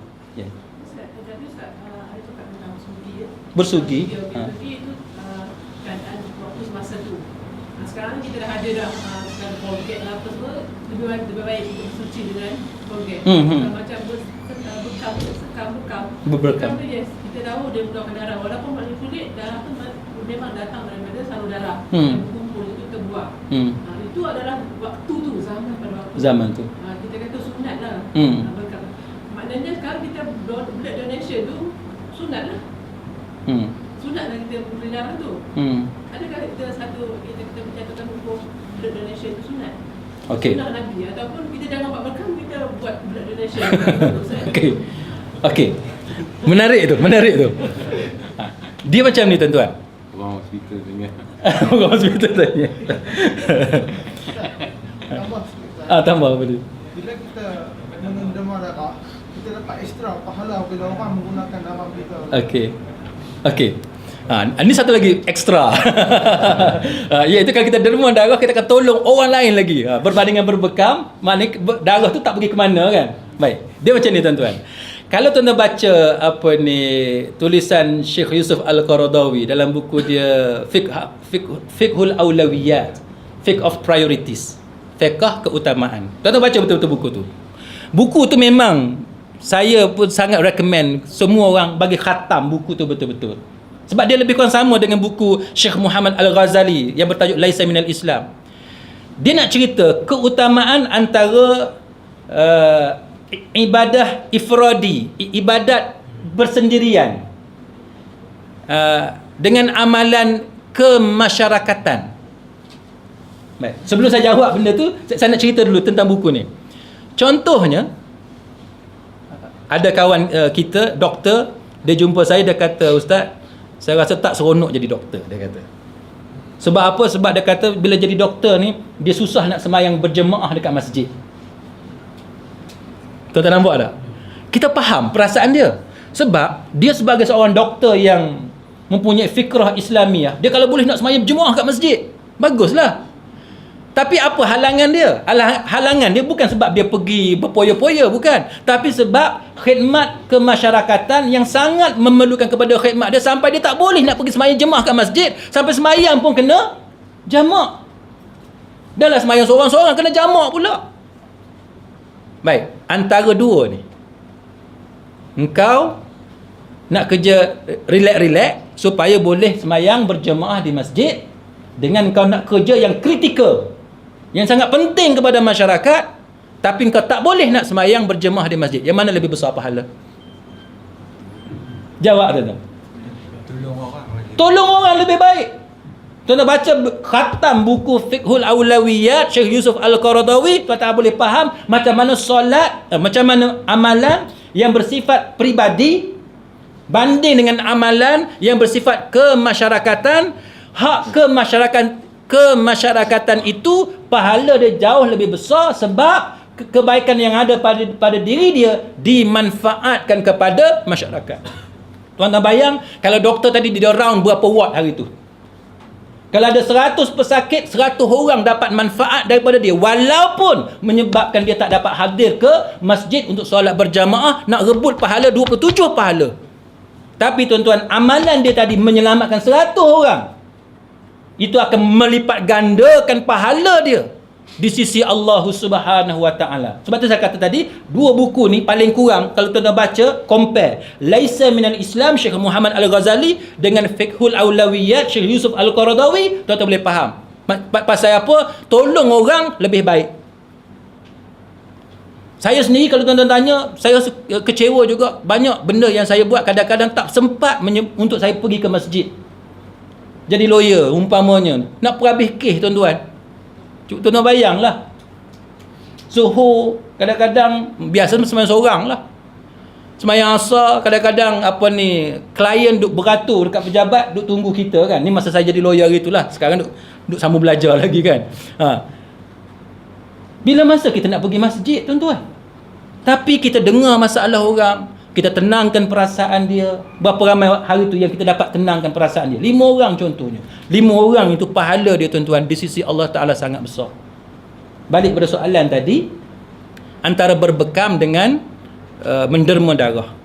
Tuan-tuan sekalian, betul, sabit di sisi Nabi SAW berbekam itu ialah amalan yang dilakukan oleh Nabi SAW. Tapi sebagaimana yang kita sebut tadi, kalau kita boleh cari satu cara yang seumpama berbekam, keluarkan darah. Cara kekeluarkan darah bergantung kepada ilmu semasa. Kan? Takkan tuan-tuan nak kata sebab zaman dulu pakai tempurung, sekarang kita nak pakai tempurung juga. Betul tak? Tuan-tuan faham tak? Kalau dulu hisap dengan mulut, contohnya katalah hisap dengan mulut, nak jadikan vacuum pada bekas tu, takkan hari ni pun kita nak vacuum dengan mulut. Kita dah ada teknologi canggih berdasarkan ilmu semasa. Maka kita boleh ubah suai. Tapi dia punya prinsip dia sama. Apa dia? Keluarkan darah. Cara keluarkan darah dia boleh bergantung kepada keadaan semasa. Kita boleh nampak dah apa yang saya cuba nak bagi tahu. Contoh macam kita solat. Kita dah ada teknologi loudspeaker, mikrofon. Tuan-tuan kata tak, sebab Nabi tak pakai mikrofon. Jadi kita tak boleh pakai mikrofon. Sedangkan dengan adanya mikrofon, dengan adanya PA system dan sebagainya, dia memberikan lebih kebaikan kepada jemaah yang besar.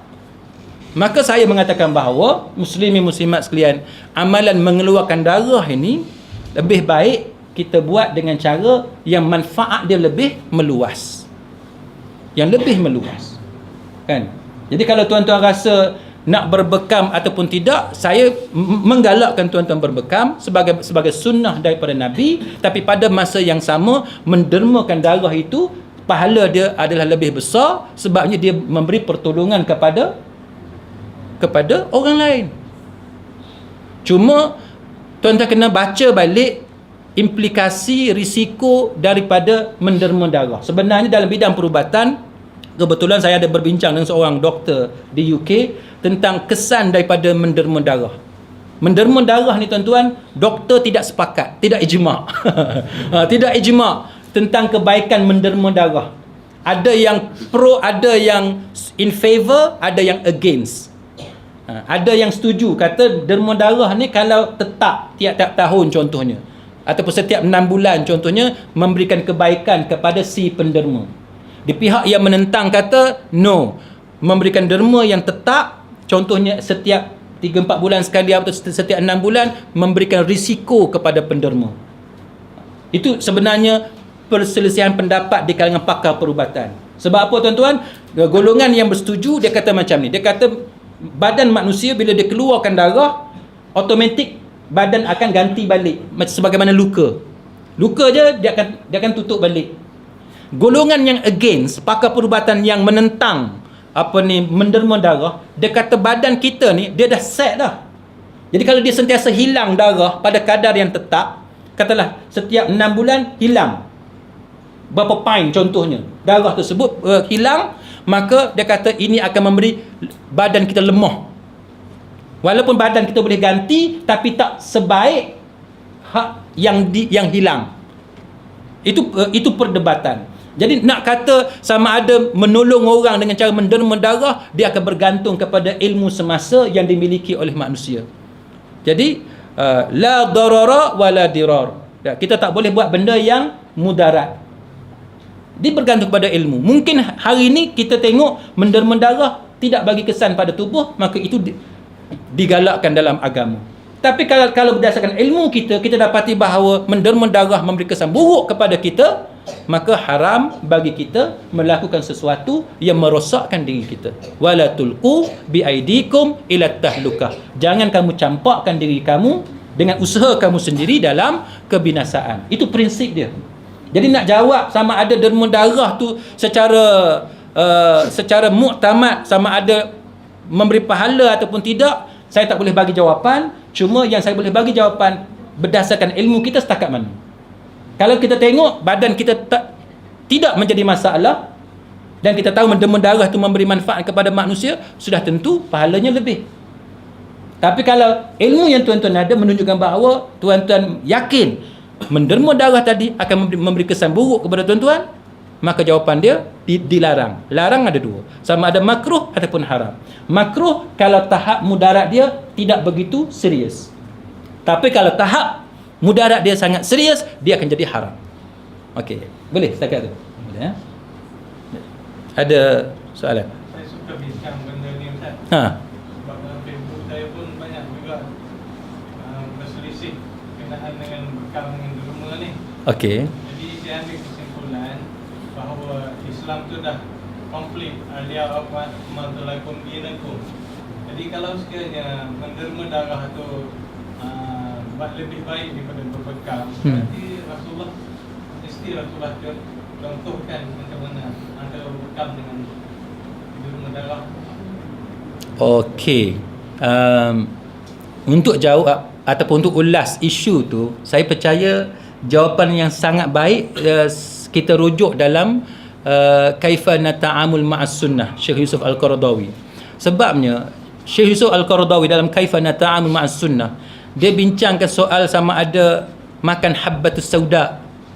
Kan? Habbatus sauda dia menjadi ubat kecuali asam, kan? Kecuali mati. Jadi Syekh Yusuf Qaradawi, kalau kita tengok dalam tulisan dia dalam Kaifa Nata'amul Ma'as Sunnah, dia kata kalaulah habbatus sauda boleh mengubat segala-galanya, kita tak payahlah pergi hospital. Kita tak payah pergi berubat, tak payah pergi jumpa doktor. Ambil habbatus sauda, makan, telan, sembuh. Jadi Syekh Yusuf Al-Qaradawi kata, cara nak faham hadis berkenaan dengan habbatus sauda, nak tunjuk bahawa pada zaman tersebut bahan yang diketahui yang sangat berguna untuk merawat penyakit yang ada pada manusia ialah habbatus sauda. Tetapi ilmu manusia ni berkembang daripada zaman ke zaman. Dan kita balik semula kepada hadis tadi, antum a'lamu bisyu'uni dunyakum.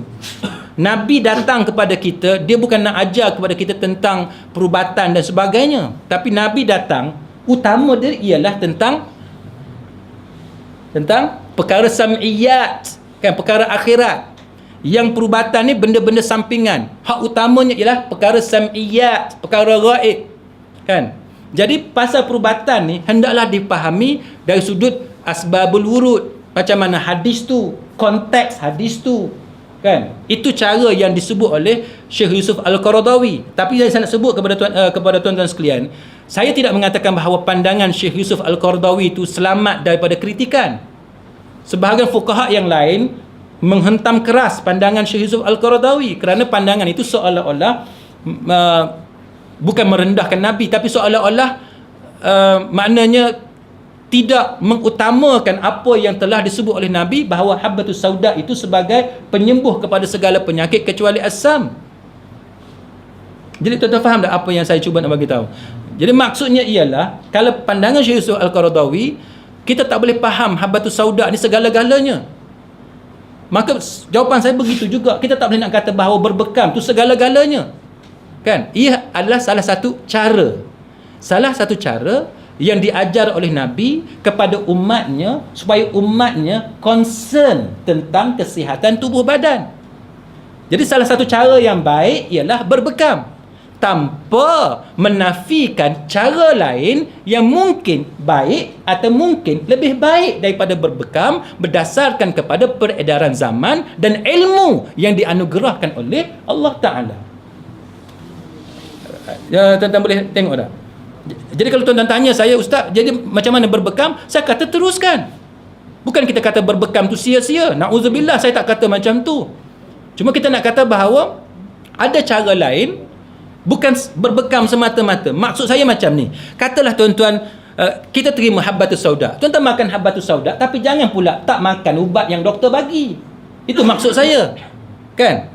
Apa yang Nabi dah asaskan, kita teruskan. Pada masa yang sama, kita laksanakan berdasarkan ilmu-ilmu baru yang kita jumpa. Okey. Boleh? Okey. Ya. Yeah.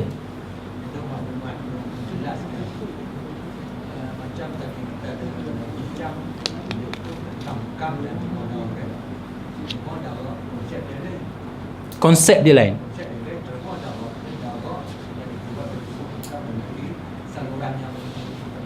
Maknanya yang mungkin dalam ini ada yang potong yang elok. Tapi yang berbekam ni untuk maknanya darah kita setiap 3 bulan dia akan transform. Dia pun mengalami transformasi juga.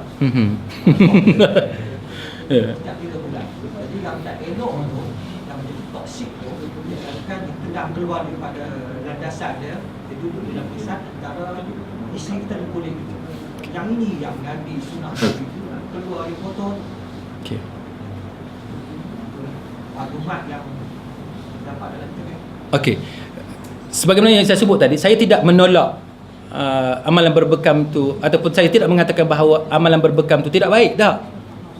Sebagaimana yang saya sebut tadi, kita teruskan, kan, berdasarkan ilmu yang ada. Jadi macam Tuan Haji sebut bahawa dari segi kajian itu menunjukkan bahawa berbekam itu kerana benda yang toksik, benda yang beracun, yang tak elok dalam darah, dia tendang keluar pergi ke bahagian tertentu dan kita keluarkan dengan cara tertentu yang dilakukan dengan cara berbekam, maka konsepnya maknanya ialah kita keluarkan benda yang tak elok. Kan? Kita keluarkan yang tak elok. Dan saya boleh menerima bahawa mengeluarkan darah dengan cara derma darah dan sebagainya itu konsepnya lain. Saya akui betul, tapi yang saya cuba nak sampaikan ialah mengeluarkan darah tadi dari sudut dia mengurangkan kuantiti darah dalam tubuh. Kesan dia ialah bagi orang yang ada kolesterol yang tinggi, orang yang ada high blood pressure, maka dia bagi impak ataupun natijah yang baik.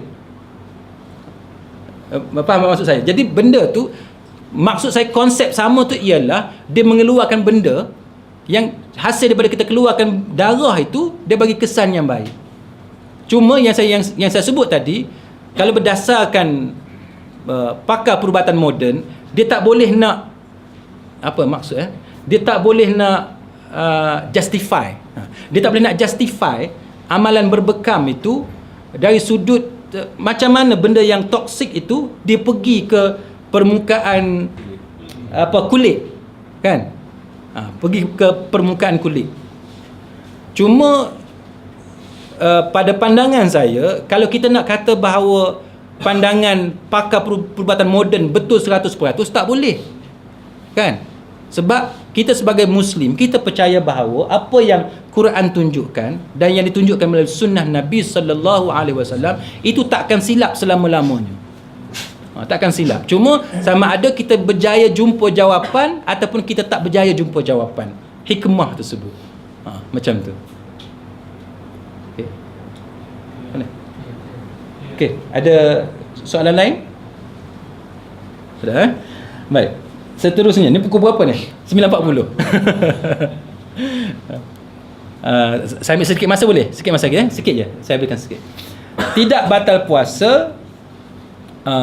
Yang kedua, memasukkan sesuatu dalam rongga terbuka dan dikeluarkan kembali tanpa sampai ke perut dan yang seumpamanya di bahagian kepala. Baik.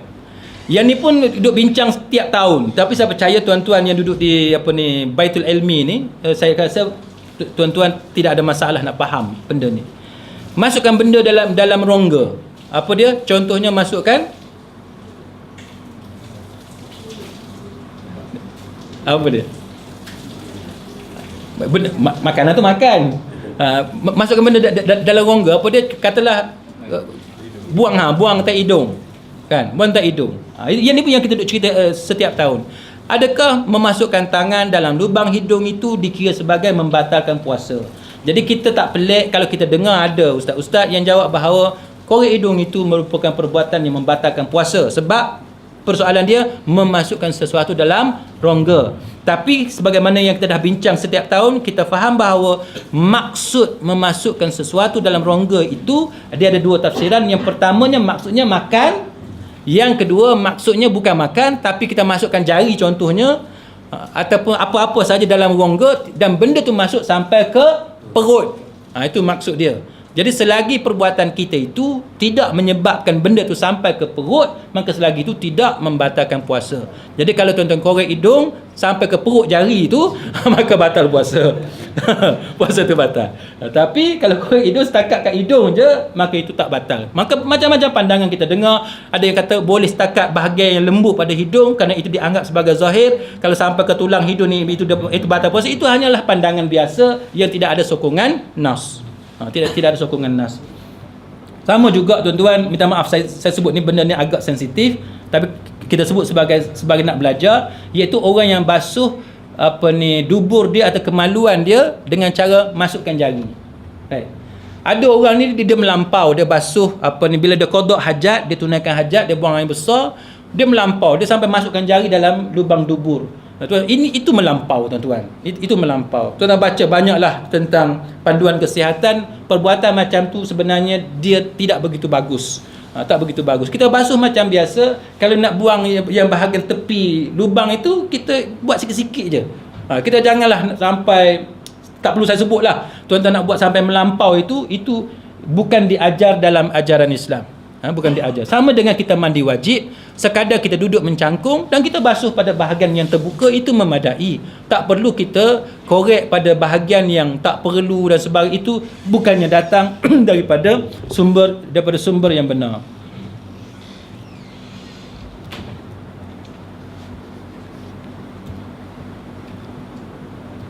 Baik. Begitu juga tuan-tuan sekalian bila kita berbincang tentang pil elak haid untuk berpuasa penuh. Tuan-tuan rasa macam mana? Sebab kita nak puasa penuh, maka kita telang pil haid.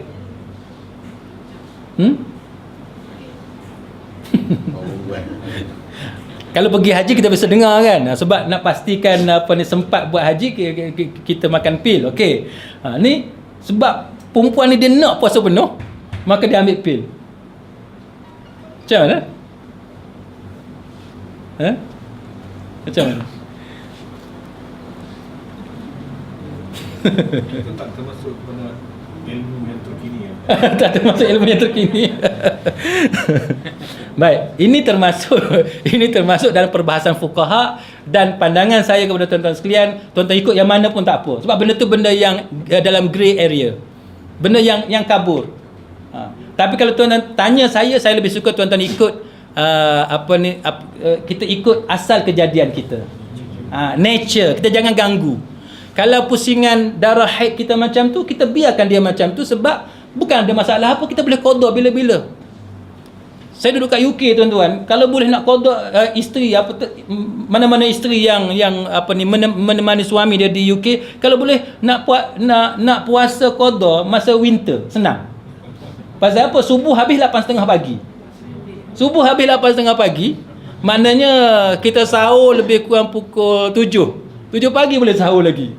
Kan? Maghrib pukul berapa? Pukul 3. Seronok. Singkat. Dah lah sejuk kan? Sejuk, seronok. Tapi yang tak syoknya apa? Ramai kawan-kawan kita yang terlepas Zuhur, terlepas Asar. Sudah maghrib, tengok jam maghrib. Pukul 3 kita kat Malaysia, Zuhur ada lagi. Duduk sibuk study kan, duduk study, duduk discuss apa semua, tengok jam pukul 3. Pukul 3 kita sembahyang Zuhur lah. Tutup buku, keluar bilik, gelap. Ramai yang dah kena macam tu. Minda kita dah set dah. Pukul 3 Zuhur ada lagi. Jadi ramai kawan-kawan kita Zuhur dia kena qada, Asar dia kena qada, kena sembahyang balik. Tuan-tuan sekalian. Jadi kita tengoklah keadaan. Kita tak perlu paksa. Jadi bagi sesiapa yang rasa dia nak ambil pil untuk elak haid supaya dia boleh berpuasa penuh, fadal. Sebab ini tidak termasuk dalam perkara yang dalilnya clear. Kecuali tuan-tuan dapat nasihat pakar yang mengatakan bahawa pil itu akan mengganggu kesihatan puan-puan, maka itu hukumnya sama ada makruh ataupun haram, bergantung kepada tahap kemudaratan. Okey? Boleh setakat tu ada pandangan, ada sebarang isu? Ni Ustaz. Ya. Kan ubat kan. Kita nak puasa penuh. Sabarlah. Benda ni Allah Ta'ala cipta kita dah. Jadi kalau nak puasa penuh, tunggu bila mani puas esok puasa. Benda tu akan datang. Betul. Allah Ta'ala cipta ni makhluk. Dia cipta perempuan, dia cipta lelaki. Jadi bila nak yang penuh tu tunggu lah. Kalau nak panjang lah. Ya, boleh. Perempuan yang lepas yang salin tadi kan, kita nasihatkan supaya merancang keluarga kan. Dan anak dia dah 5-6. Kita nasihatkan merancang keluarga dengan makan pil. Pil tu pun sama juga kita menentukan haid dia bila datang. Dia akan menentukan kalau haid dia bulan ni, sampai bulan depan datang. Kita tentukan. Jadi sama juga kita menghalang nature of the body. Betul, saya setuju. Cuma isu dia adakah dia ada kesan buruk ataupun tidak, itu je. Jadi kalau setakat ilmu yang kita ada, ilmu yang doktor ada, menunjukkan bahawa tidak ada kesan buruk, fadal. Tidak ada sebarang masalah kan. Sebab dia dalam agama ni, benda yang sunyi daripada dalil, yang tidak ada dalil, itu merupakan satu rukhsah, kemudahan kepada hamba kan. Yang masalahnya benda yang ada dalil itu yang kita nak kena ambil tahu, yang kita bimbang.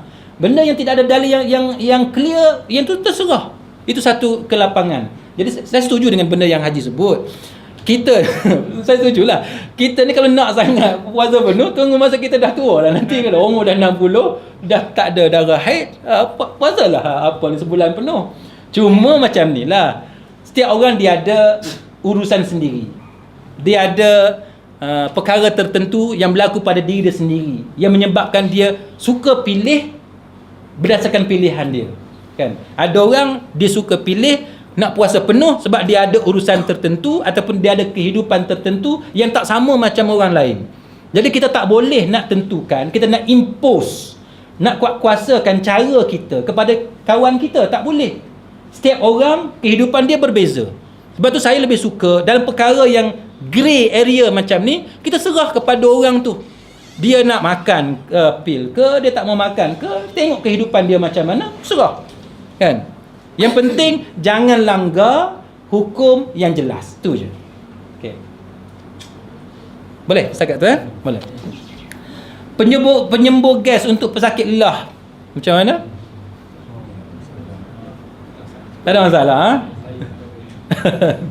Baik, tahun 2007 Majlis Fiqh Antarabangsa bincang isu ni. Jadi dia kata sebahagian mengatakan batal, sebahagian kata tak batal. Tu terpulanglah. Sebab benda tu dia macam ni tuan-tuan.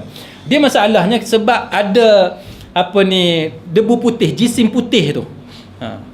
Jadi benda-benda macam tu dia kira benda ataupun dia tak kira benda. Boleh faham? Steroid, gas tu bila dia masuk, steroid tu dia, kalau bahasa mudah kita katakan debu lah, kita kata kan. Tapi dia jisim dia tu, benda yang macam tu dia kira benda ke dia tak kira benda? Tuan-tuan duduk dalam satu kawasan yang ada asap, ada jerebu, hidu jerebu, batal tak puasa? Itulah perumpamaannya.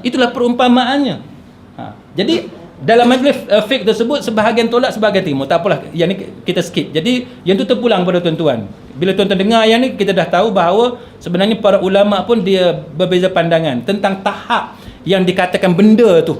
Tahap yang macam mana. Jadi kalau kita nak kata benda yang kecil macam tu pun dianggap sebagai benda yang masuk dalam badan kita, yang boleh menyebabkan batal puasa, maka jerebu, nak kena ingat lah, kena cari tempat yang tak ada jerebu. Sebab tuan-tuan duduk kat jerebu, batal puasa. Kalau terima definisi yang pertama. Kalau terima definisi yang kedua, itu tidak menimbulkan sebarang masalah. Suntikan ke dalam tubuh, ini pun tuan-tuan, saya percaya tuan-tuan dah tahu dah lebih kurang. Cuma yang saya nak terangkan ialah kerana mereka berbeza pendapat, sebab suntikan tu termasuk dalam isu makan ke tak masuk dalam takrif makan, kan? Yang mengatakan bahawa tidak batal sebab suntikan itu dikira bukannya makan melalui mulut, kan? Itu hanyalah ubat. Tapi pandangan yang kedua mengatakan bahawa kalau suntikan itu bersifat seperti makanan, kita masukkan air semata-mata untuk memberikan kekuatan kepada badan dan bukan bersifat ubat, maka itu dianggap sebagai batal kerana dia seumpama minum. Tapi itu ijtihad, itu ijtihad. Jadi kalau tuan-tuan tengok ada orang kata tak batal dan sebagainya, itu kita tak rasa pelik lah. Berkumur-kumur, ini pun kita dah bincang banyak kali, berkumur-kumur tidak membatalkan puasa. Cuma bila bulan Ramadan, makruh hukumnya kita berkumur berlebih-lebihan. Mandi macam mana mandi? Mandi tidak makruh.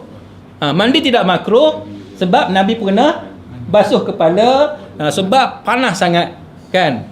Nabi pernah letakkan air atas kepala dia sebab panas sangat. Maka kalau tuan-tuan rasa letih hari tu duduk depan TV tengah terlentang kan, bangun-bangun bangkit-bangkit pergi mandi. Buka puasa bila? Lagi setengah jam pergi mandi sebab tak tahan. Contohnya supaya kita jadi segar, maka itu mengikut sunnah yang diajar oleh Nabi sallallahu alaihi wasallam. Jadi kita janganlah pula kita rasa pandai sangat, kita nak bila puasa mesti letih. Tak. Bila puasa, make sure badan kita segar. Puasa, make sure badan kita kuat. Itu sunnah yang diajar oleh Nabi, kerana Nabi lawan rasa panas tadi dengan cara dia bubuh air atas kepala, kan? Jadi kita rasa lemah, rasa tak semangat sebab letih puasa dan sebagainya, pergi mandi, sikat rambut kemah-kemah, buruh minyak, nampak handsome, nampak kuat. Itu sunnah yang diajar oleh Nabi. Kalau kita tengok ada kawan kita, dia tak mau mandi, dia tak mau basuh muka, kononnya kerana sebab dia puasa, maka dia belum memahami cara puasa Nabi yang sebenar. Dan dia menyusahkan dirinya sendiri, sedangkan dalam Islam, fiqh itu mudah. Okay? Melakukan maksiat seperti tidak solat, jumhur kata tak batal puasa. Okay? Jumhur mengatakan bahawa tidak batal puasa. Dan yang lain tu saya lompat lah sebab kita dah lewat dekat pukul 10.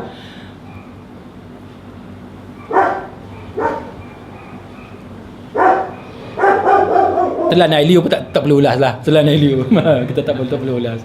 Saya teringat sebelum saya pergi ke UK, ada beberapa tahun sebelum saya pergi ke UK, saya tengah dengar radio dalam kereta. Ada satu orang ni, dia tanya ustaz dalam radio Pulau Pinang pukul 5:30, kan? Dia tanya, ustaz, batal atau tidak puasa kalau kita jelir lidah, lepas tu kita masukkan balik lidah? Ustaz tu tanya pasal apa? Dia kata sebab bila kita jelirkan lidah, dekat lidah tu ada air liur. Air liur tu dah keluar daripada mulut, lepas tu kita masukkan balik. Saya kata punya canggih soalan. Tak payah bincang lah tu, tak payah bincang. Sama juga orang kita ni mungkin dia suka benda pelik-pelik kot. Dia suka mungkin dia saja nak menggelikan hati lah. Dia tak ada benda nak hiburkan hati, dia pergi tanya benda pelik-pelik. Ada juga soalan, saya tak tahu lah saya patut kongsi tak, tapi tak apa kot. Soalan, kita buang air besar, tiba-tiba najis kita tu, kita terkejut, dia masuk balik. Batal tak puasa? Saya kata, Allah, tak payah bincang lah benda macam tu. Kan, tak payah bincang. Dia benda macam ni, senang je tuan-tuan. Kalau benda tak sengaja, mana batal? Makan tak batal kalau tak sengaja, betul tak? Tuan tak makan, sedau, kenyang kan? Bini kata apa, abang tak puasa? Puasa ke? Tak apa, tak ada masalah. Kan? Saya selalu kadang-kadang pernah lah sekali-sekala saya terlupa kan. Isteri saya pun kata, abang puasa. Saya kata pasal apa? Bagi tahu awal, tunggu aku kenyang dulu. Dia melawak kan dia. Dia gelak kan. Dia benda yang tak sengaja ni tak payah bincang. Benda tak sengaja. Buang air besar tu, najis masuk balik, tak sengaja. Ada orang sengaja ambil najis bubuh balik. Ada. Benda tak sengaja, tak payah nak bincang pelik-pelik lah tuan-tuan. Benda. Tapi Ustaz, yang jadi masalah ni, Ustaz main cerita kata batal. Yang jadi bertelingkah kan tu. Jadi Ustaz yang mengaji, kita tak maulah cerita nama-nama ya, kan. Betul. Kita mengajikan orang. Betul. Dia kata kalau benda dia jadi begitu, batal. Betul. Kalau kita ikut ahli sunnah wal jamaah, mudah dia. Mudah je. Itu yang jadi masalah ni. Saya akui apa yang Tuan Haji sebut, sebab masa saya belajar sekolah menengah dulu pun, ustaz yang dijemput oleh sekolah datang mengajar fardu ain di sekolah kami, dia kata mandi lepas zuhur bulan Ramadan makruh. Kan kita diajar dari kecil benda macam tu. Bila kita dah besar, kita boleh baca sendiri ni, kita pun pelik. Macam mana fatwa macam tu boleh keluar, kan? Sebab tu penting kita ni belajar memperbaharui ilmu. Dia macam kereta lah, tuan-tuan, ada kereta kena servis lah setiap 5,000 km kan. Ilmu agama pun lagu tu lah, kena belajar lah tiap-tiap malam, datang belajar, baru kita tahu ilmu mana yang betul, ilmu mana yang salah. Jadi bila kita duk rasa pandai daripada dulu sampai sekarang, itu yang jadi payah. Payah. Okey tuan-tuan, saya rasa setakat tu lah. Ni dekat pukul 10. Kalau ada soalan dan sebagainya, silakan. Tadi saya dengar review kedah. Masalah jualan dan Ramadan. Jualan. Bincang-bincang Ustaz yang berapa satu tu. Kalau kita kedua. Dia kata masalah roti telur, orang bertabak telur tak masuk. Macam mana pendapat Ustaz? Telur tak masuk dia kita pegang, dia dah najis, dia campak. Jadi kan dalam tu dia bukan najis semua. Dia pergi orang Islam, orang berpuasa. Hukum dah haram. Kita jual itu haram bagi orang makan. Kita tak makan. Kita jual ke orang yang tak makan. Maksud kita haram. Saya pandangan saya dengan kata pandangan itu sunnah. Dia telur yang tak basuh diri. Mungkin ada najis. Okey, tuan-tuan sekalian. Dia macam ni. Kita berniaga. Berniaga apa? Roti canai, roti telur, apa, mutabak. Jadi adalah telur kan. Telur tu tak basuh. Pada telur tu ada najis. Jadi najis tu masuk dalam apa ni, kuali ke apalah, masuk dalam bekas kita sediakan mutabak ataupun roti telur tadi. Hukum dia apa? Tuan-tuan, dia mudah je. Najis ni, bila sebut najis, apa makna najis? Najis ni benda kotor yang haram kita makan. Itu makna najis. Najis ada najis aini, ada najis hukmi, kan?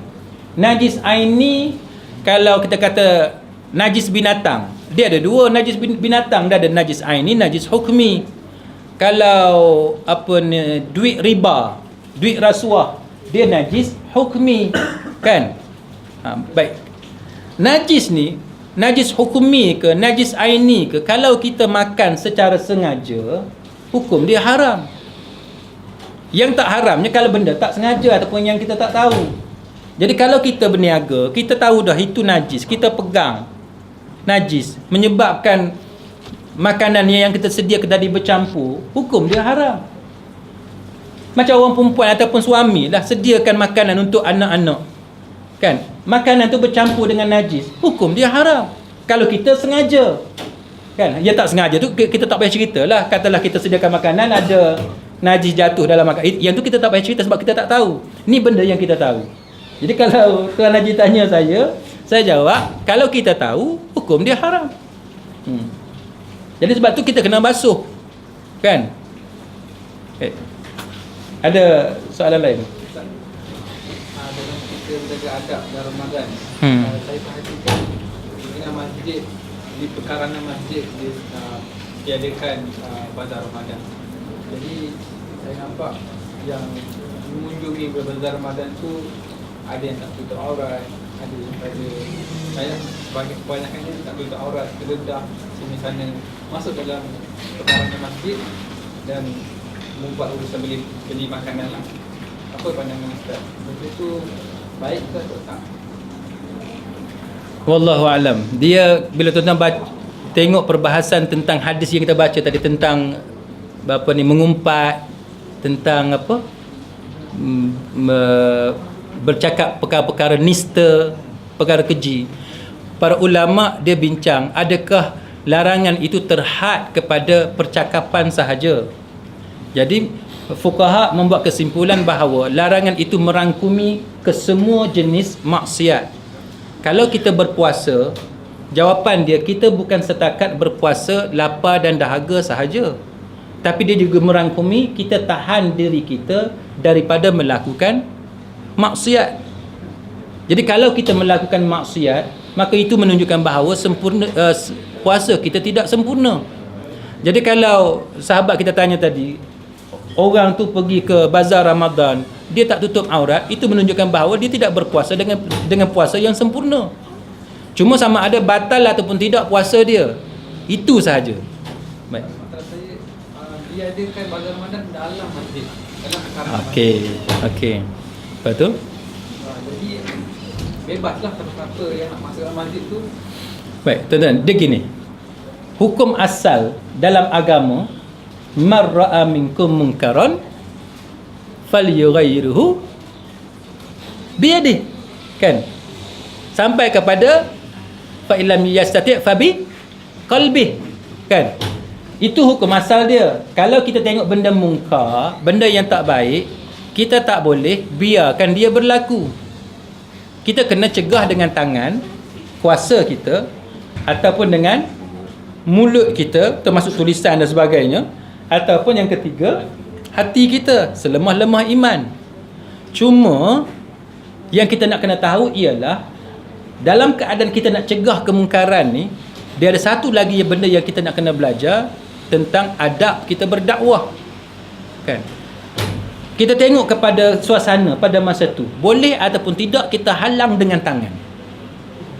Kalau kita rasa itu sebaik-baiknya dan itu boleh kita buat, itu yang afdal.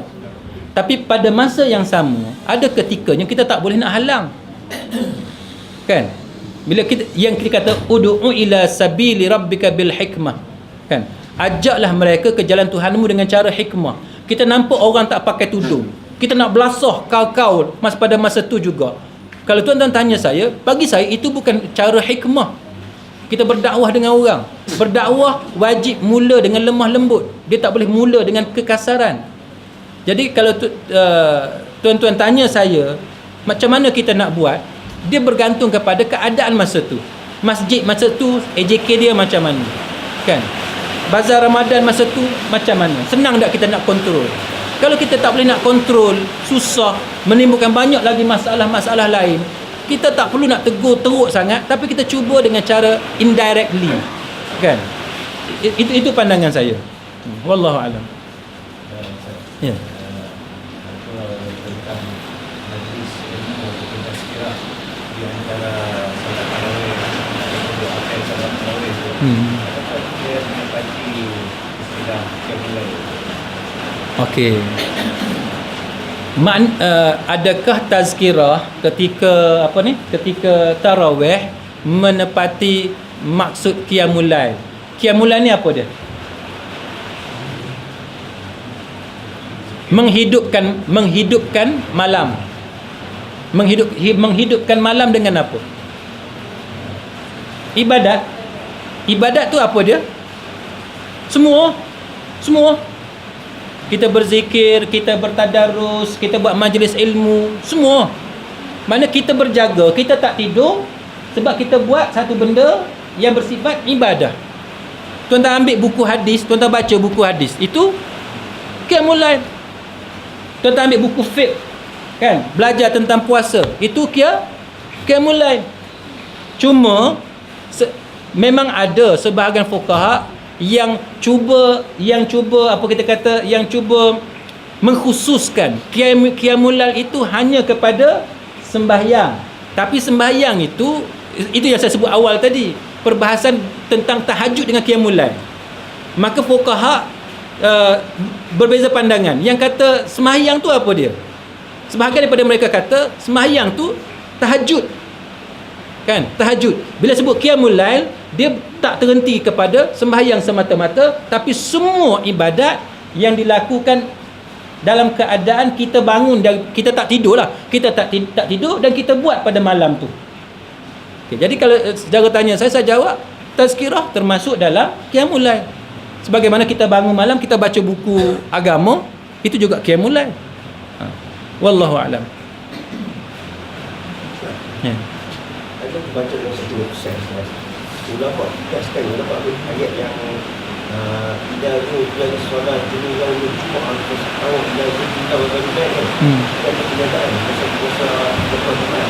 Pada masa khutbah, pada azan Jumaat. Ulama ada macam website tu, ulama kiaskan dari ayat ni kalau menyebar dalam tak selepas azan kita dulu, apakah ini kita menyebar untuk orang yang berpuasa? Berniaga untuk orang tak puasa. Berniaga untuk orang tak puasa. Jual makanan kepada orang tak puasa. Okay.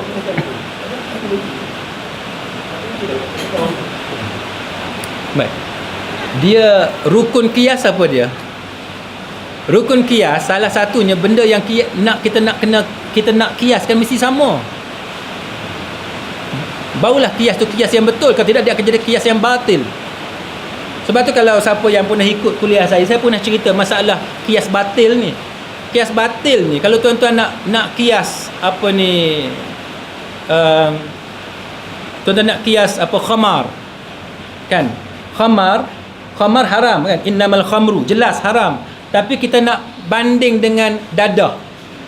Walaupun ada ulama yang kiaskan khamar itu dengan dadah, tapi tuan-tuan tengok perbahasan tentang kias yang macam tu, sebagai fuqaha kata itu kias batil. Sebab sifat benda yang kias tu tak sama. Khamar macam-macam mana pun dia haram. Dadah ni dia bukan benda haram, dia haram sebab kita salah guna. Faham tak? Salah guna tu haram, dadah dia bukan benda haram. Steroid haram ke steroid? Tak haram. Ambillah steroid, tapi dengan cara betul lah. Kalau kita salah guna, ambil dengan berlebihan, itu yang jadi haram. Sebab dia memudaratkan. Tapi khamar, sikit atau banyak dia haram. Jadi kalau sahabat kita tanya betul ataupun tidak qiyas macam tu, wallahu a'lam. Tapi saya, setakat ilmu yang saya ada, saya mengatakan bahawa analogi itu, qiyas itu batil. Sebab dia tak sama. Dia contoh macam ni. Saya tengok ada juga fuqaha yang cuba qiyas dalam masalah pukul anak kalau tak semayang. Umur 10 tahun. 7 tahun kita suruh. Kan? Kalau tuan-tuan tengok, para ulama sebenarnya tak sepakat dalam masalah hadis tu. Sebahagiannya kata hadis itu menunjukkan bahawa sembahyang sahaja yang kita kena suruh 7 tahun. Umur 10 tahun kita pukul dia kalau dia tak semayang. Sebahagian fuqaha dia qiyas. Dia kata sembahyang ke, tutup aurat ke, puasa ke, semua benda hak wajib tu suruh pada umur 7 tahun. Umur 10 tahun dia tak mau tutup aurat, dia tak mau puasa, pukul dia. Dia qiyas. Memang berlaku perbezaan pandangan. Tapi yang menariknya yang saya nak sebut, fuqaha yang tak setuju, dia kata sebab puasa contohnya, budak tu masih lagi kecil. Dia umur 7 tahun, 8 tahun, 10 tahun. Badan dia mungkin tak kuat. Maka tak sesuai kita nak paksa dia, nak pukul dia supaya dia berpuasa. Tak boleh kita nak paksa budak sebab dia masih lagi bawah umur. Cuma kita latih sahaja. Kalau dia tak larat, dia tak sanggup, tak berdosa kalau dia berbuka puasa. Jadi itu perbahasan yang berlaku di kalangan para fuqaha, dan saya tak boleh nak tolak cubaan untuk kias yang macam tu. Tapi kalau tanya pandangan peribadi saya mengatakan bahawa itu adalah kias yang batil kerana tidak mencukupi syarat kias. Syarat kias ialah benda yang dikiaskan mestilah sama. Hujan Jadi boleh kita berhenti setakat tu? Boleh kita berhenti ya?